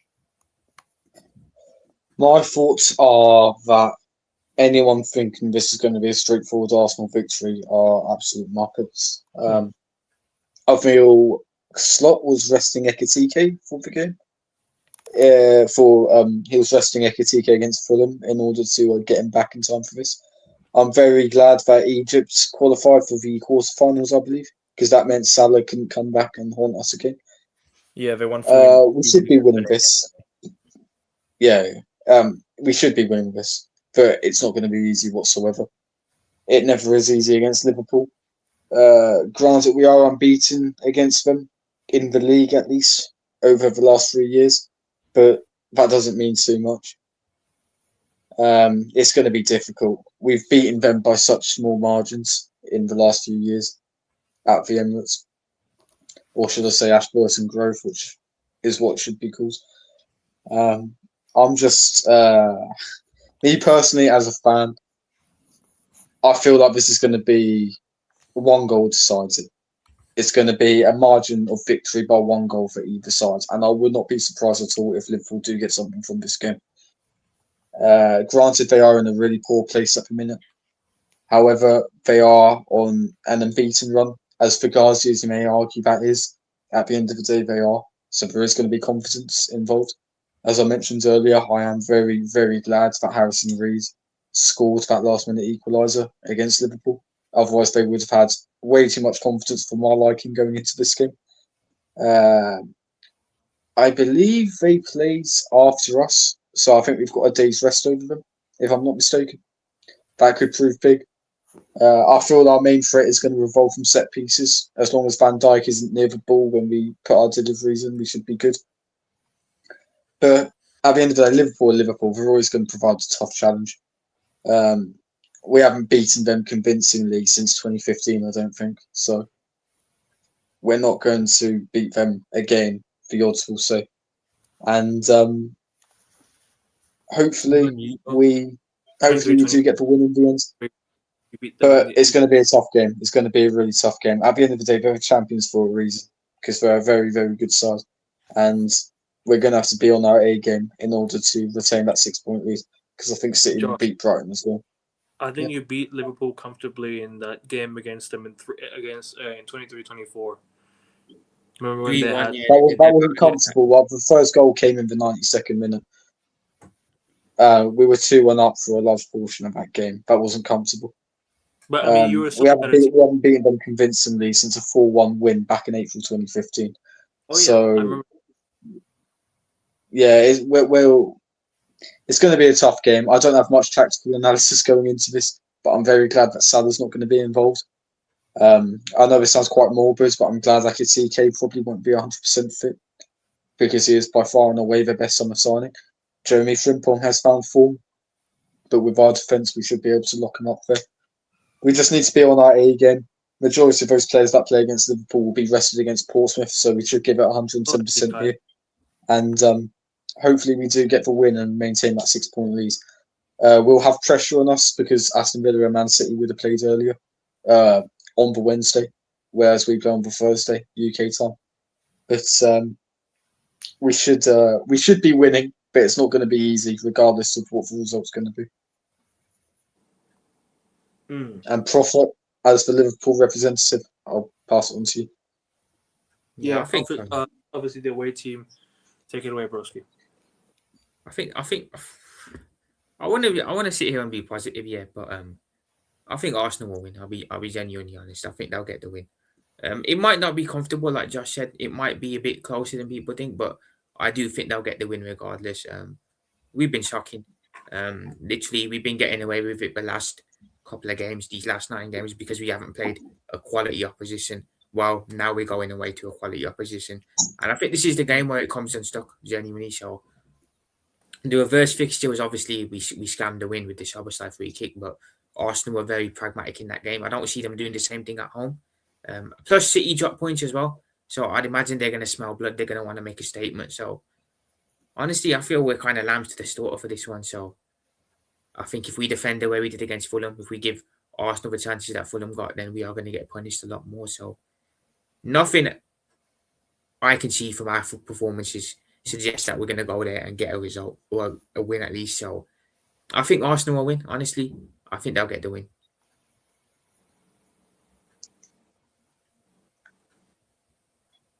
Fair enough.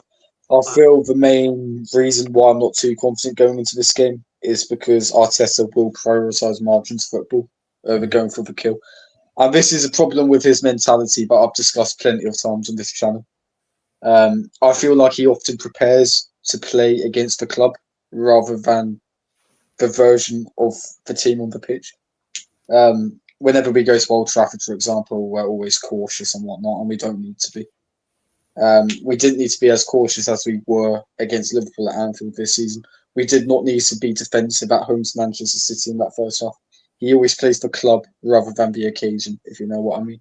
I feel he'll have a lot of respect for Liverpool, and therefore it's not going to be, if Arsenal are to win, it's not going to be by a big margin at all. And Liverpool are more than capable of plucking out a draw or even a victory out of this. So those are my final thoughts. And I'll pass it back to whoever wants to speak next now. No, I think it'll be an interesting game for sure. I just think, look, at the end of the day, it's two sides that are going for something. Arsenal going for the league, Liverpool going for a Champions League place via the Premier League. As things stand, obviously Liverpool can still be within single digit points of the title race, but I don't see that happening, to be honest with you. I think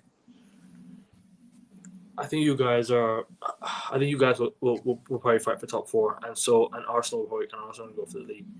Who it means more to? Probably Arsenal. Let's be real with you. They need to go 9 points clear in a game that matters. Especially, I don't know when City play. It's my question. Wednesday. They play same day as Arsenal Liverpool? No. They play the day before. Arsenal Liverpool is the only match on Thursday this week. We play the day before as well. So we play Burnley. So yeah, I don't know, man. Anyways, fuck United. But regardless, back to Arsenal Liverpool. It'll be an interesting game. Obviously, both sides are having players missing. Arsenal had Gabriel missing, but he's back now. I don't know who else is injured in your Arsenal team at the moment. Any injury report looking like for you guys? Calafiori, Mosquera, and Dalman are the only sort of players injured for us. As to Liverpool, like they've obviously still got like Isak injured, Endo's injured. Who else? Leone's injured. So many of their players are injured. So, like, they I don't know if it's the right sort of term to use or like right way to phrase it, but there's some sort of like leeway, and I wouldn't say excuse, but Liverpool don't win this match or even get a point against Arsenal, like there is that sort of like leeway in a way that like people could use, but I'm not saying that should be used as an excuse at all, because we know what Liverpool are like and have been over the past few years in terms of like they should be challenging for the title. They shouldn't be doing up some like top 4 races like they were doing, so like at the start of the Klopp era and whatnot. But That's all I have to say about it. And I think we might nick it. That's all. That's all I want to say. I think it'll be. I think it should be an Arsenal win. Yeah, and 100%, no excuse. Considering the way Liverpool played against Fulham, obviously I'm not saying it's the same for every other game that they'll play. No, it's not how it will be. But I just think Arsenal having key players back, Arsenal having improving in terms of performances, scoring consistent goals, open play, less reliant on set pieces compared to before. I think Arsenal will get the win. But I'm not going to give my score prediction yet. We'll get to score predictions in just a little bit. But King, if you're there, bro, I'll ask for your preview of the game, please. If you're there. Big up GK as well. Big up to you, bro. Ole will join at the City game. Dolly will be there for Brighton.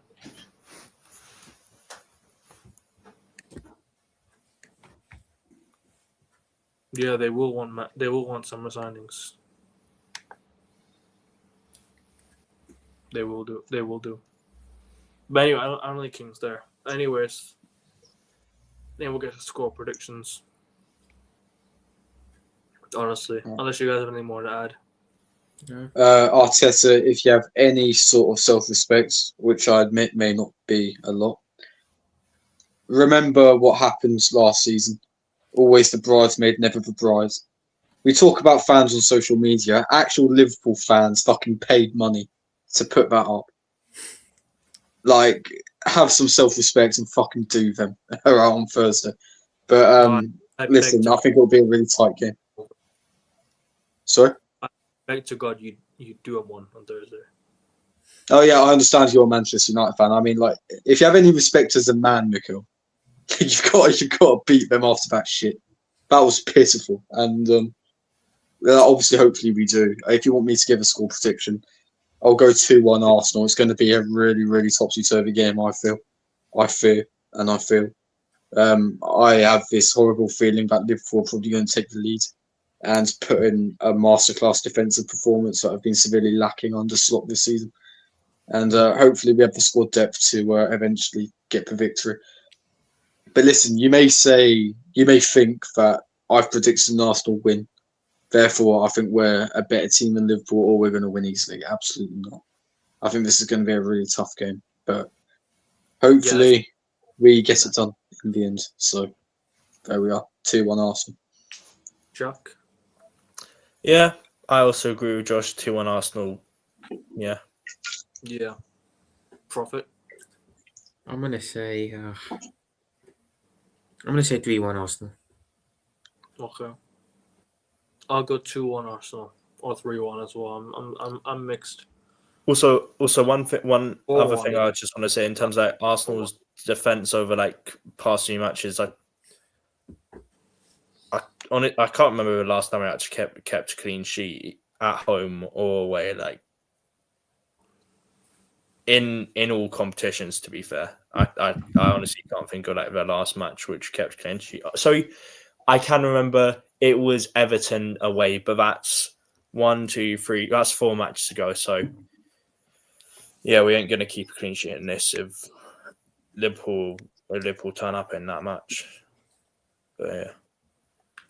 King, I did wanted to find out about your opinion on the Fulham Liverpool game real quick. I don't know if you watched that game and then no, I missed most of the games because of the weekend, but it's unfortunate draw. You can see the last minute goal to Reedy wonder strike.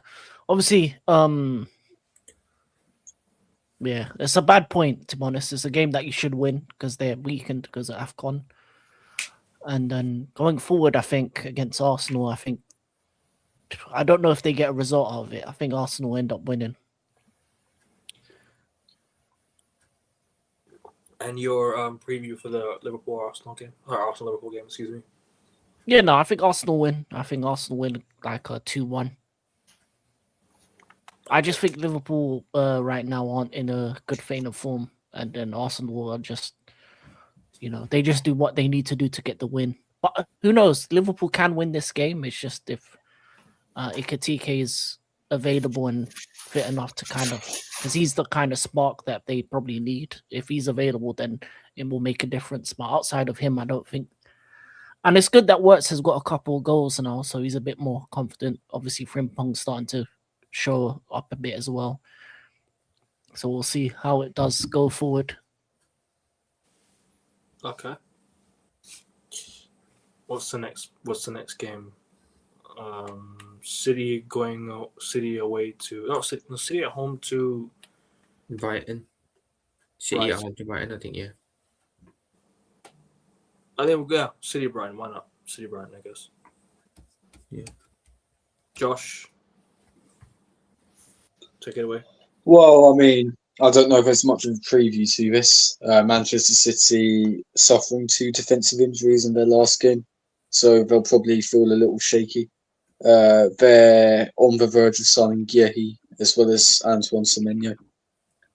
And they spent £200 million last January. They could easily surpass that this January as well. Yeah. At the end of the day, that's what serious clubs do. And no other club in England would do that if they had the same problems that City are having right now. As for Brighton, it's a season of... Well, I mean, with Brighton Football Club, there's no expectation, really. Like, they're doing fine. Tony Bloom will be happy. When you factor in the fact that Hearts are leading the SPFL, I think it's abbreviated as 6 points clear, he's not going to care too much about how Brighton are doing because they're nowhere near the relegation zone. They're borderline challenging for Europe, but I doubt they'll get it. Brighton's always a tough game, home or away. I think all 5 of us can vouch for that with our experiences with our clubs playing against them since they've been promoted. But I think City will eventually get the victory. I think it'll be similar to 23-24 when they squeaked a 2-1 victory through the skin of their teeth at the Etihad. I think it'll be something similar to that. I wouldn't be surprised if someone like Welbeck or Minter or Ayari puts Brighton 1-0 up before the cavalry arrives with the likes of Haaland, Foden, Doku, Savinha's injured. He's the other guy, Beef Cherky. If any of them start clicking, then I think it'll be a long day for Brighton. Their defence isn't the best with the likes of Ruben and whatnot. So I think City will get the victory, but it's not going to be easy. It's not going to be easy. If you want me to get into score predictions earlier, I'll go 2-1 City. I don't think it's going to be easy at all, but they will get the 3 points that they desperately need because they don't want to fall further behind Aston Villa and Arsenal. King, I know you said you had to go in 5 minutes. I'll just quickly ask you for your score predictions and for the rest of the games. That's okay with you? Yeah. Before you go. Nobody give you score predictions yet. I'm just going to ask King the score predictions, yeah? And then we'll give us score predictions later. For City and Brighton first. Might as well. 2-1 City. West Ham Forest. 2-0 Forest. Bournemouth Tottenham. 2-0 Bournemouth. Brentford Sunderland. 2-2. Palace Villa. 2-1 Villa. 2-1 Palace. Everton Wolves. 2-0 Everton. Fulham Chelsea. Actually, no. Before you go, Fulham Chelsea preview real quick. Before you go, just give your Chelsea just thoughts and predictions, and then I will still have the we still have McLaurin or whatever his name is, the interim for the game.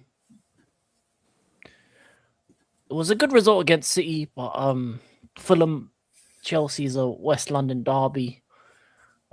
Obviously they've lost a couple of players because of Nigeria and AFCON and everything like that. So, but they did get a good draw against Liverpool, so they're probably in good moods, good spirits. So, I just think it's going to be a very difficult game. It's probably going to be a draw. I think it's going to be 1-1. Okay. I just think both teams are going to cancel each other out, and I just think it's just going to be one of those typical derbies where it just ends up in the draw. We need to win the game, but who knows? Who knows if we're going to win a game anytime soon? So yeah, I'm just going to go 1-1, and then that will be me. Newcastle peace and love. Wait, Newcastle versus Leeds. 3-0 Newcastle. And Burnley, Man United. 2-1 Burnley. Okay, cool. See you later, bro. Make sure you guys subscribe to King's channels. All the links will be in the description. Peace and love. Big up, bro. Big up, man. Bye. Keep doing your thing, bro. Big up. Shout out to King every single time, bro. Make sure you guys subscribe to his channel and whatnot. But anyways, back to the Man City game. Prophet, I'll go to you next. I think City should win. To be fair, they've dropped points in their last 2 games, so they should get a win. You know, they don't want to fall further behind Arsenal, like Josh said. So I think City will get the win here. Might not be easy, but back and it's shit house, guys. Don't worry about it. So you're saying City win 2-1? 2-1 City, yeah. Okay. Jacques, you want to give the preview of the game?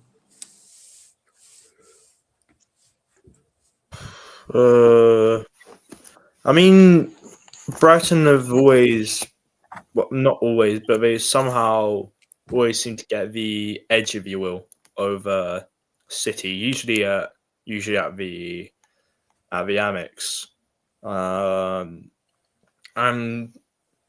I'm gonna go for another stray sort of just like shout and just say 2-1 Brighton. I think honestly, it's not gonna matter in the end. My prediction's not gonna matter at the end of the day. I mean, City probably will win it like 2-0, 3-0. Foden, Haaland, Doku are probably going to score like a lane on the back of coming back from its loan spell of Watford.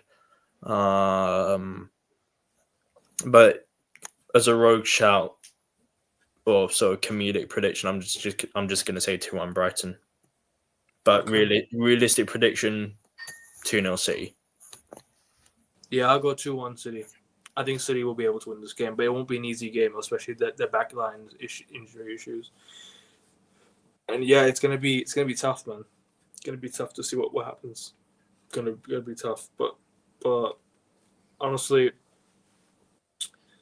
like I said, City are at home.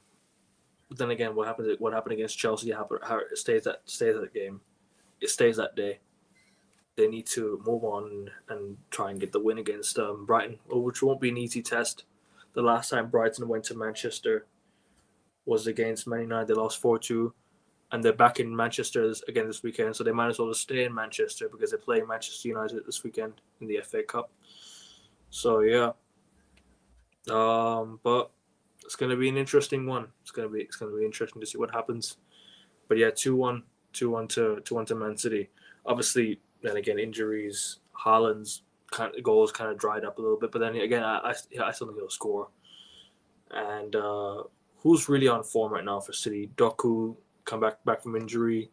You know, Foden's been decent this season. You know, who else is Jack with the fill. Anyways, who else has been there? Who else has been scoring for City? Reinders has been good. Cherky's been good. So yeah. Yeah, Reinders good goal against Chelsea. Yeah, really nice finish. Really nice finish, man. So yeah, like I said, injuries at the back, but then again, I still think they should be able to get the win. 2-1 City. But I won't be surprised if it ends up in a draw. Because like I said, whatever happened against Chelsea stays in that game. They've got to move on and try and win this game against Brighton. So yeah. And Brighton might as well stay in Manchester as well, like I said, because they're playing Manchester United this weekend. Playing Manchester City, then playing Manchester United. But that's irrelevant now. We'll move on to the next game. Josh, you've given your prediction already. You said 2-1 City, yes? Yes, 2-1 City. And Jack, you said I said 2-1 City as well. You said City win 2-1? Jack? What? No, I said 2-0 City, but it's like a comedic prediction, 2-1 Brighton. Fair enough. I'm going to go 2-1 City. Next up, we've got... Which game? King's already given the blueprint for the Fulham-Chelsea preview, no pun intended. But would you guys want to add on to that? What King said? No pun intended. It's just what Fulham Chelsea. Yeah, he's kind of said he's part. I think I'm gonna go 2-1 Fulham. Screw it. Okay. I think Fulham will win.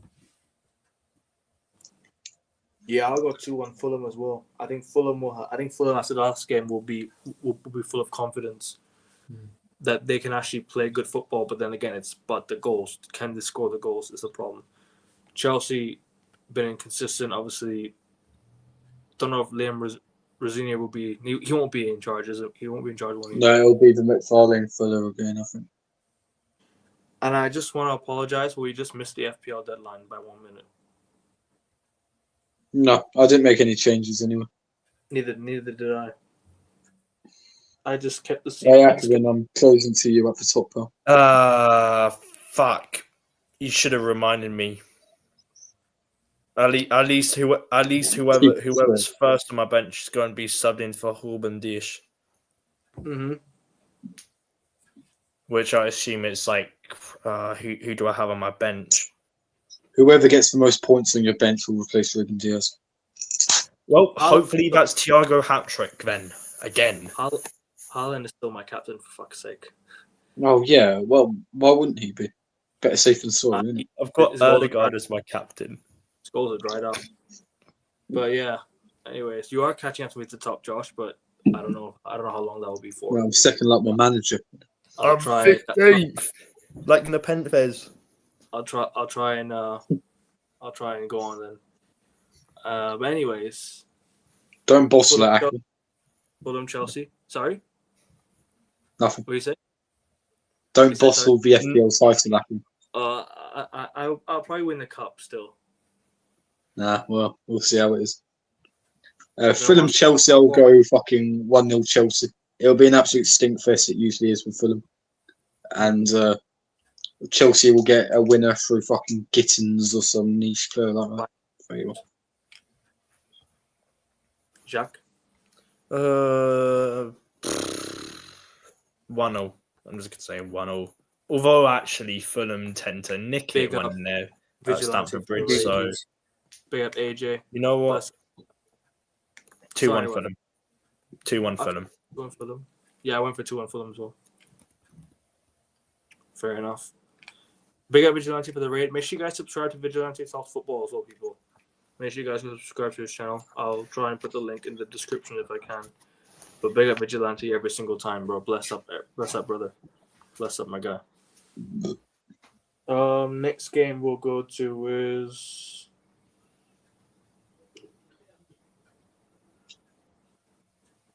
we've done City, we've done Chelsea, we've done Arsenal, Liverpool. Go for the rest. Manchester United, that's it. All right, West Ham Forest. Predictions. 2-0 Forest. 2-1 West Ham. 3-1 West Ham. Up for hands. West Ham win. I don't know why. I have a feeling West Ham might win this game. Nuno masterclass. Yeah, against his old club. This will be a statement. Exactly. Well. This is going to be this will be a statement as well. I just realized this. That's why I was wondering. What does this game mean? I swear, deep down, I was thinking there's something to this game, but yeah, it's Nuno. I guess. But Jack, what's your prediction? My prediction. West Ham Forest. 2-0 West Ham. Okay. Hopefully Bowen brace and Areola clean sheet. Bournemouth Tottenham. Oh no! Bournemouth are on 11-game non-winning streak, and now they're up against Spurs. This is the most obvious Bournemouth win ever. If you're a betting man, put your house on this. I'm going 3-1 Bournemouth. I'm going to go 2-1 Spurs. 2-1 Bournemouth. Devil's advocate. Be devil's advocate there, yeah. 2-1 Bournemouth. Oh, Chuck? 1-0. Or 2-1 Bournemouth. Brentford will win against Sunderland 2-1 at home. Anyone else agree or disagree? Well, I think 1-1 for that Sunderland. Okay. I think 1-0 as well. I mean, big ups Brentford, obviously. Big ups to Keith Andrews. And also big ups to Régis Le Prix. Big ups to Sunderland and whatnot. Best team in the Northeast this season by a country mile. And yeah, sorry, when I say Northeast, I obviously have to say Northeast of England because that can mean anything if I say that. Because if I say Northeast, I could be talking about Hearts. But hey, hopefully their hearts are heartbroken at the end of the season. Hopefully not. So what's your score prediction then for Bournemouth? Yeah, 1-0. 1-0. Brentford Sunderland, what's yours? Sorry. Yeah, 1-0. 2-2. Oh, sorry. 2-1 Brentford. Prophet, you said 1-1, yeah? 1-1, yeah. Okay. Palace Villa. 2-1 Palace. 2-0 Villa. I, as a Aston Villa fan, don't agree that we'll win this game. No, I'm kidding. They won't win this game, no. Aston Villa will not win this game. Go win this game. Nah. I'm gonna go 2-1 Palace. Palace have been shit for ages. 1-0 Palace. It's at home though, and Palace didn't have a midweek game, didn't they? Oh no! This is their midweek game. My bad. I keep thinking this is a weekend for some reason.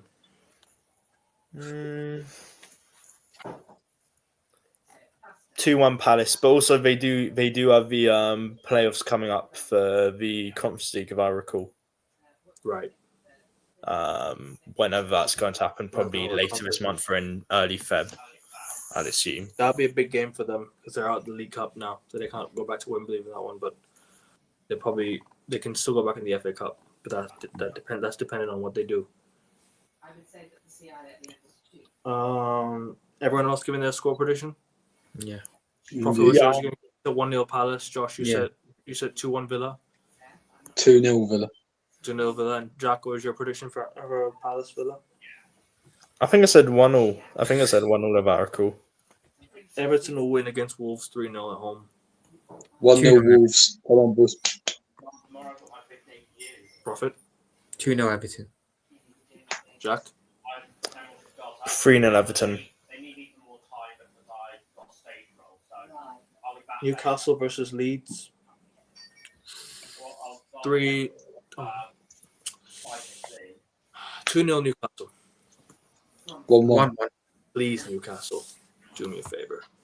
Shit, no, great man, something to like. Send these wankers down.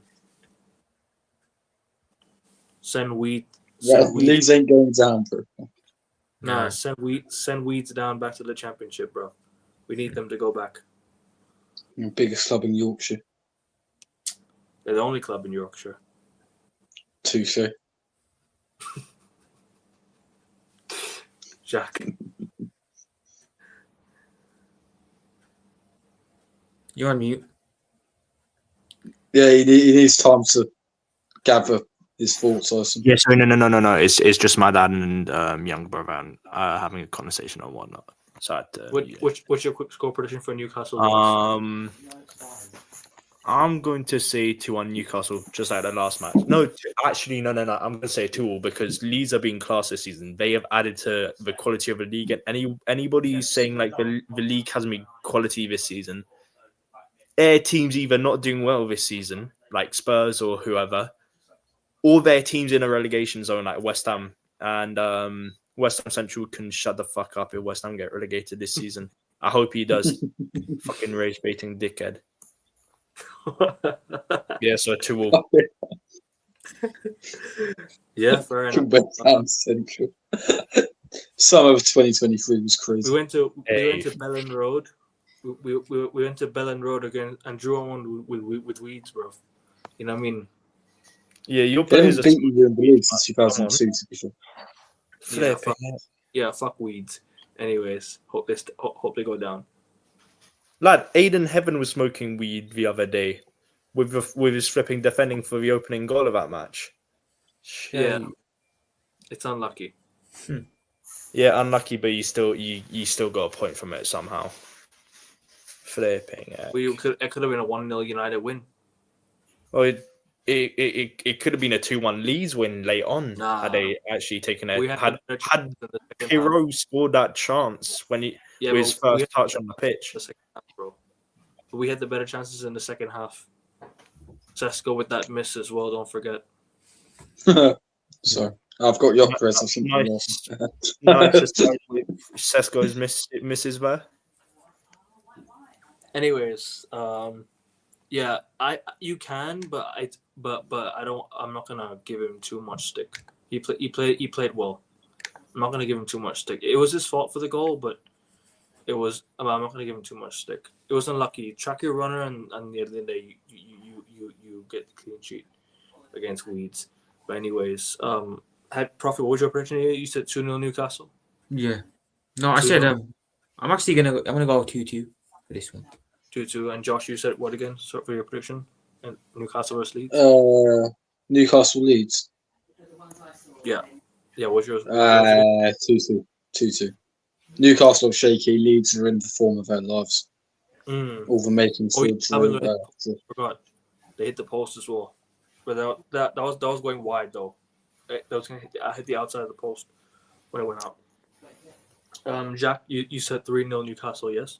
No, I said 2-2. And just quick aside as well. Just quick aside in the AFCON round of 16 match between Algeria and DRC. Algeria scored a winner in the 119th minute of the match, and DRC are out. So Bulbina with a winner for the Algerians. So yeah. I guess that's it, guys. That's all the predictions in the bag. I don't think we did United Burnley, bro.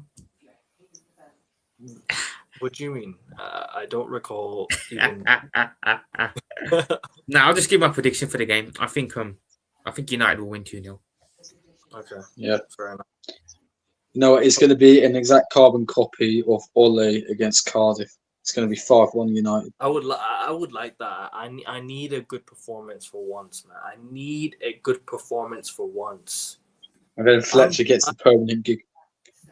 I'm tired of going into games. I'm just watching us stink it out every single game. Bro, we stink it out every week, but we fucking somehow get to win. So, Please don't tell me it's confirmed, man. I beg to God. No, it's gonna happen, isn't it? But it's not confirmed yet. Jesus. Anyways, Jack, what's your score prediction? Hey, we need to run it back to whatever year it was. 2000 and was it 19 when Burnley last won at Old Trafford? We need to run it back to that. It's not Old Trafford. 2020, I think, January. It's at Turf Moor. It's at Turf Moor. Sorry, we need to run. It's at Turf Moor. Whenever last year that Burnley won against United at Turf Moor, we need to run that back. 1-0 Burnley. We're off. I'm obviously taking a piss. I think it's going to be 3-1 United. Right. It would be. United's so winning, man. I can't lie. Exhilarating if it finished. Like, you'll play like fucking 2011 Barcelona, and your fans will be like, "Give Fletcher the gig." No. Well, exactly. That's exactly what's going to happen. Yeah, but it's going to be all over again. Because our fans will jump for joy in every single fucking game we win. 9-0 against Southampton. These fans will say, give Ollie the lifetime contract and all that fucking shit. And you see, Ole Gunnar Solskjaer and that. Bro, I would have hoped that he would have at least got the interim job and left last time, but he ended up staying. So it's going to be the same exact story. We're going to be here in May, and he's going to be given that contract. And you man will laugh because Ole Gunnar Solskjaer is back at United after failing. So we've just brought back failure to cover up the failures of the football club. It's what it is. And on that bombshell, welcome to American ownership. 2-0 United. I think we'll win. We'll keep a clean sheet this time around. I have a feeling you're going to 5-1, can't I? think life is a simulation, and United are it'll going just to be do one of those, something. one of those fucking what's it called? It'll just be one of those days. And the last time I was on holiday, Jose Mourinho got sacked years ago. Remember when I was on holiday at the exact same location? I read the message that Mourinho got sacked. I remember the day we got PSG in the Champions League. We had just lost Liverpool 3-1. Right on that week, Amorim's been sacked. And guess who was in line to replace Rose at the time where I was? Ole Gunnar Solskjaer. And now I'm in the exact same place, and Ole Gunnar Solskjaer is going to be back managing Manchester United again. Whoop-de-fucking-do. 2-0 United. We're going to win the game. We're going to win the game. It'll probably be one of those new manager bounces. Crap. No, it's going to be 5-1. Imagine United win 2-0 and both of Fletcher's sons score. Oh yeah, bang a hat-trick each. Clip this now. Fletcher's sons will score 2-0 United. So, anyways, the way I see it, Kevin, is there's a decent appointee to stable the ship, bro. He stabled the ship last time. He stabled the ship. He probably will stable the ship this time, according to you lot. And yeah, get me Luis Enrique in the summer if he's rejecting that PSG contract. I don't care. I'll back off that guy's man. I don't care. People in the chat will say it's unrealistic. Get me Luis Enrique in the summer. Get me Luis Enrique. Run me Luis Enrique. What do you call it? He stabled the ship so much that he then eventually lost twice against Watford in his sort of spell at United. 2-0. De Gea catastrophe, and then lost 4-1. Josh King scored in that match. Not the Josh King who plays the fun, the Josh King who eventually went on to play in like Turkey. I don't know where he currently plays now, but yeah. Anyways, former United player as well. Who? Josh King. Penalties. Oh yeah, Norwegian lad. Yeah. Was former United player, former youth academy player. Yeah, Ismail Assam is the penalty in that. Yeah, you're right, Josh. Could have been 5-1 then. Should have been. And Donny van der Beek scored in that match as well. Ronaldo assist. Beek, yeah, Ronaldo assist, and what was it? Emmanuel Dennis was running a show. Where is he now? I think he's unattached, but he recently played for Blackburn. You see you see this club, and I know we can talk. I just clocked this. We can talk about loads of different teams having shit results, but this Ole appointment. It's a joke thing. That's what it is. It's a joke. That's the season right off for United. And watch Liverpool get Steven Gerrard when man. And then Chelsea. Gerrard versus Oli. Arsenal and Manchester City are going to be well clear of all three of our teams, and it's not even going to be close. Aston Villa are going to go on a run as well, and our teams are going to battle it for 5th spot. Oh, how dead the Premier League is, man! We're battling for 5th now. Why? We got a Premier League to win, man. I'll tell you, you've taken 6 years. I can do it. You need to win this. Hey Josh, I'm not giving you any excuses. You need to win this. Bro, I'm not giving anyone an excuse. Like, fucking hell. I need you. Don't win this league, mate. This guy needs to get guillotined. I'm not even taking a piss. I need you to win this Prem, bro. French Revolution, fucker. Give me Luis Enrique afterwards. But like I said, I need you to win. Because the board will go for another yes man like Ole Gunnar Solskjaer. And this is exactly where United will go back to what it used to be again. Failure again. Ole. No pun intended. Ole. Yeah, Ole, exactly. And then on that bum show. Shout your channels out. Let them know what you got coming up, guys. Yeah, so I've got the Arsenal preview coming up tomorrow, so check that out, people. Score prediction, all of it there. Not looking forward to it, but whatever, it is what it is. You got to do it, so that'll drop tomorrow afternoon, probably. Josh and Jack, you guys got anything coming up? Well, I was meant to do a YouTube short reacting to the Bournemouth game, but like the Brighton game, I've missed it. I might do it tomorrow. I'm not too sure. On my way to the gym or whatever. But expect me to come back with a short reacting to the Liverpool game, which hopefully we get the winner and we maintain our 6-point lead. But it's not going to be easy, as I keep reiterating. Apologies for sounding like a broken record, but it's not. It's fine. And anyone that thinks it is a muppet. So, yeah. Premier League shows back on Friday. Oh, Ivory Coast prediction. What's the game? Ivory Coast versus Cameroon? What is it? I don't even know. Burkina Faso is Côte d'Ivoire against Burkina Faso. Ivory Coast. 1-0 Burkina Faso. Blood. Ivory Coast 3-1. Yeah, I haven't got a clue, to be fair. So they're reigning champions of Africa. Never admit that, Ruben. They beat Nigeria in the last AFCON 2-1 in the final. Côte d'Ivoire. So yeah, probably 2-0 Côte d'Ivoire. Yeah. Up for Burkina Faso, wasn't it? No, fair enough. Big ups to Burkina Faso. Big ups to what's his name? Yeah. Ahmad Gassan Diomande trio. Diomande and Ahmad on that right hand side is gonna cook. Diomande, that guy who plays Leipzig. Sorry. The Diomande you're referring to is that guy who plays Leipzig, right? Don't know. The winger, I think. Not the defender who plays for Sporting Club de Portugal. Yan Diomande. Yeah, Yan Diomande. Yeah, the winger. Yeah. Prophet, what's your score prediction?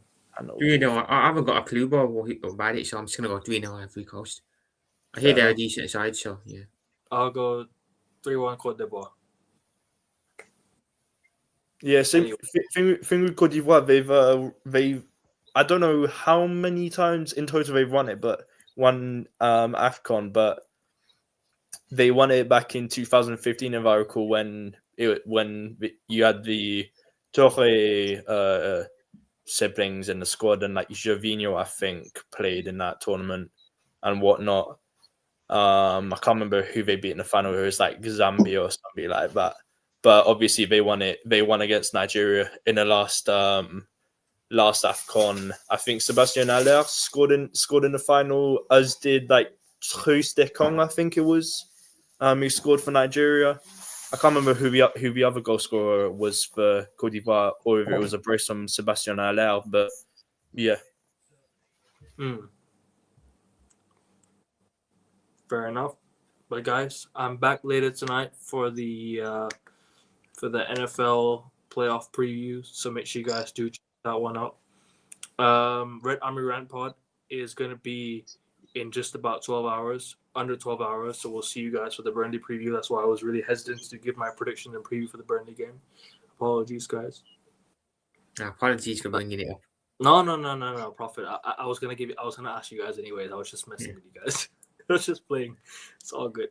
But big up to you guys. Big up to Josh. Subscribe to his channel. Subscribe to Prophet's channel. King's channels are also in the description of the video. And Jack, we're waiting for you to start your channel up as well, so he can plug it, and we'll get you some subscribers as well. Later this year, I'm gonna start doing some stuff. Probably, maybe not football sort of stuff completely, but there's other stuff, other niches I'm interested in and whatnot. But yeah, Jack, once we end the live, you can go onto YouTube, freely create your channel. I know. I have multiple YouTube channels. Multiple YouTube accounts I created and whatnot. So yeah.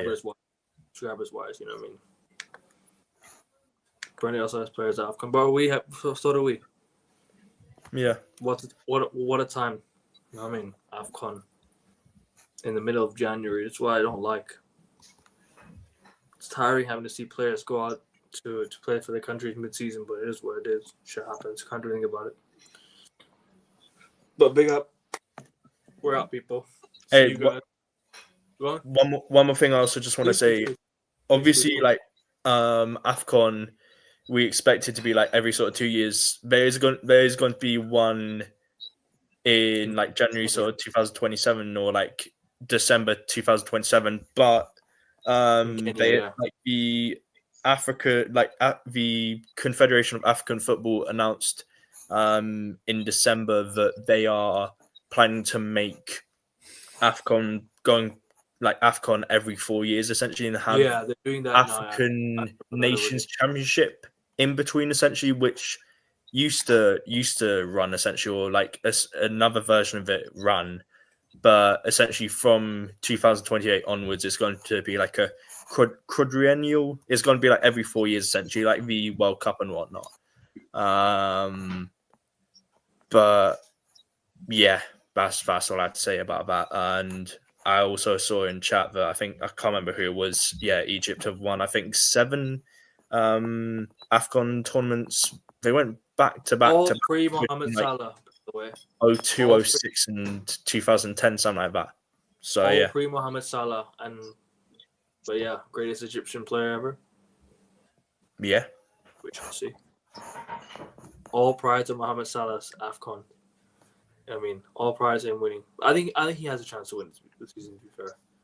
I think probably his last chance to win it, maybe. Or But Monkey Luffy, like that, it's just going to be really congested. Like the fact that we're supposed to have like the Club World Cup, so every 4 years, supposed to have AFCON, we're supposed to have the Euros every 4 years, World Cup and whatnot, and it's going to be fucking mental. Like, I know it's a hindrance to European clubs that they have players essentially going on to play in AFCON like middle of the season and whatnot, but it is the way the football calendar is. It's going to have a detriment to the players and also like the clubs, but I don't want to say necessary evil, but you can't just like pick and choose in terms of like which tournaments to have or to like delay certain tournaments over another. And also the flipping shits and giggles of AFCON, much better than like the Euros and whatnot. Like the Euros is probably the Euros and World Cup. I'll just be honest, from just like a European perspective, it's boring and whatnot. You need these sort of like lower ranked teams and whatnot. You need the chaos of like the Asian Cup. You need the chaos of AFCON. You need the chaos of Copa America. You need all of that sort of stuff. Euros is too just boring and whatnot. And World Cup, I'd say it's in a similar vein as well. You need those sort of controversies and whatnot in terms of like these like sort of like ASEAN Cup and whatnot, because it's just much better. It's lesser quality, if you will, in comparison to the European game, as like some people would call it, but it's much more fun, and you just root for a team who you wouldn't usually root for, and bam, they go on a good run in the tournament. Yeah, but AFCON should be every 4 years, and hopefully it stays that way. But guys, we are gonna close out. We are gonna close out. Make sure you guys hit the like button. Make sure you guys subscribe to all the channels that are in the description of the video, including here. 3 subs to 530, 15 likes on the video if you can, people. We are out. See you for the Red Amorim pod and the NFL show. And any other shows, stay tuned. I will be scheduling them across the week as we go. And yeah, big up. Yeah. Michael, please. I beg you, bro. Not right now. No, sign him up. Sign him up as United manager. Can't do worse than some of the clowns at the club. Sign him up. Sign Michael up. Come on.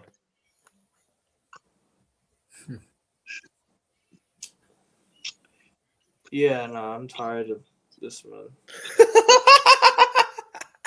I'm tired of this, man. I just had to check the news to make sure it was true. I just had to check the news just to quickly make sure it's confirmed. Otherwise, I have to do the Red Amorim pod after this. And once the news breaks, I will be going live probably. Maybe even tonight. Who knows? So guys, maybe I reckon it'll be done by tonight still. Maybe a last minute plan, last minute show. So see you guys in a bit then, I guess. Like, share, subscribe. Allez, good United, do your fucking job properly. Sack all of them anyways. Allez, Senegal. Get over the line, Mikel. Swat. Yep, Let's go. I'm on United.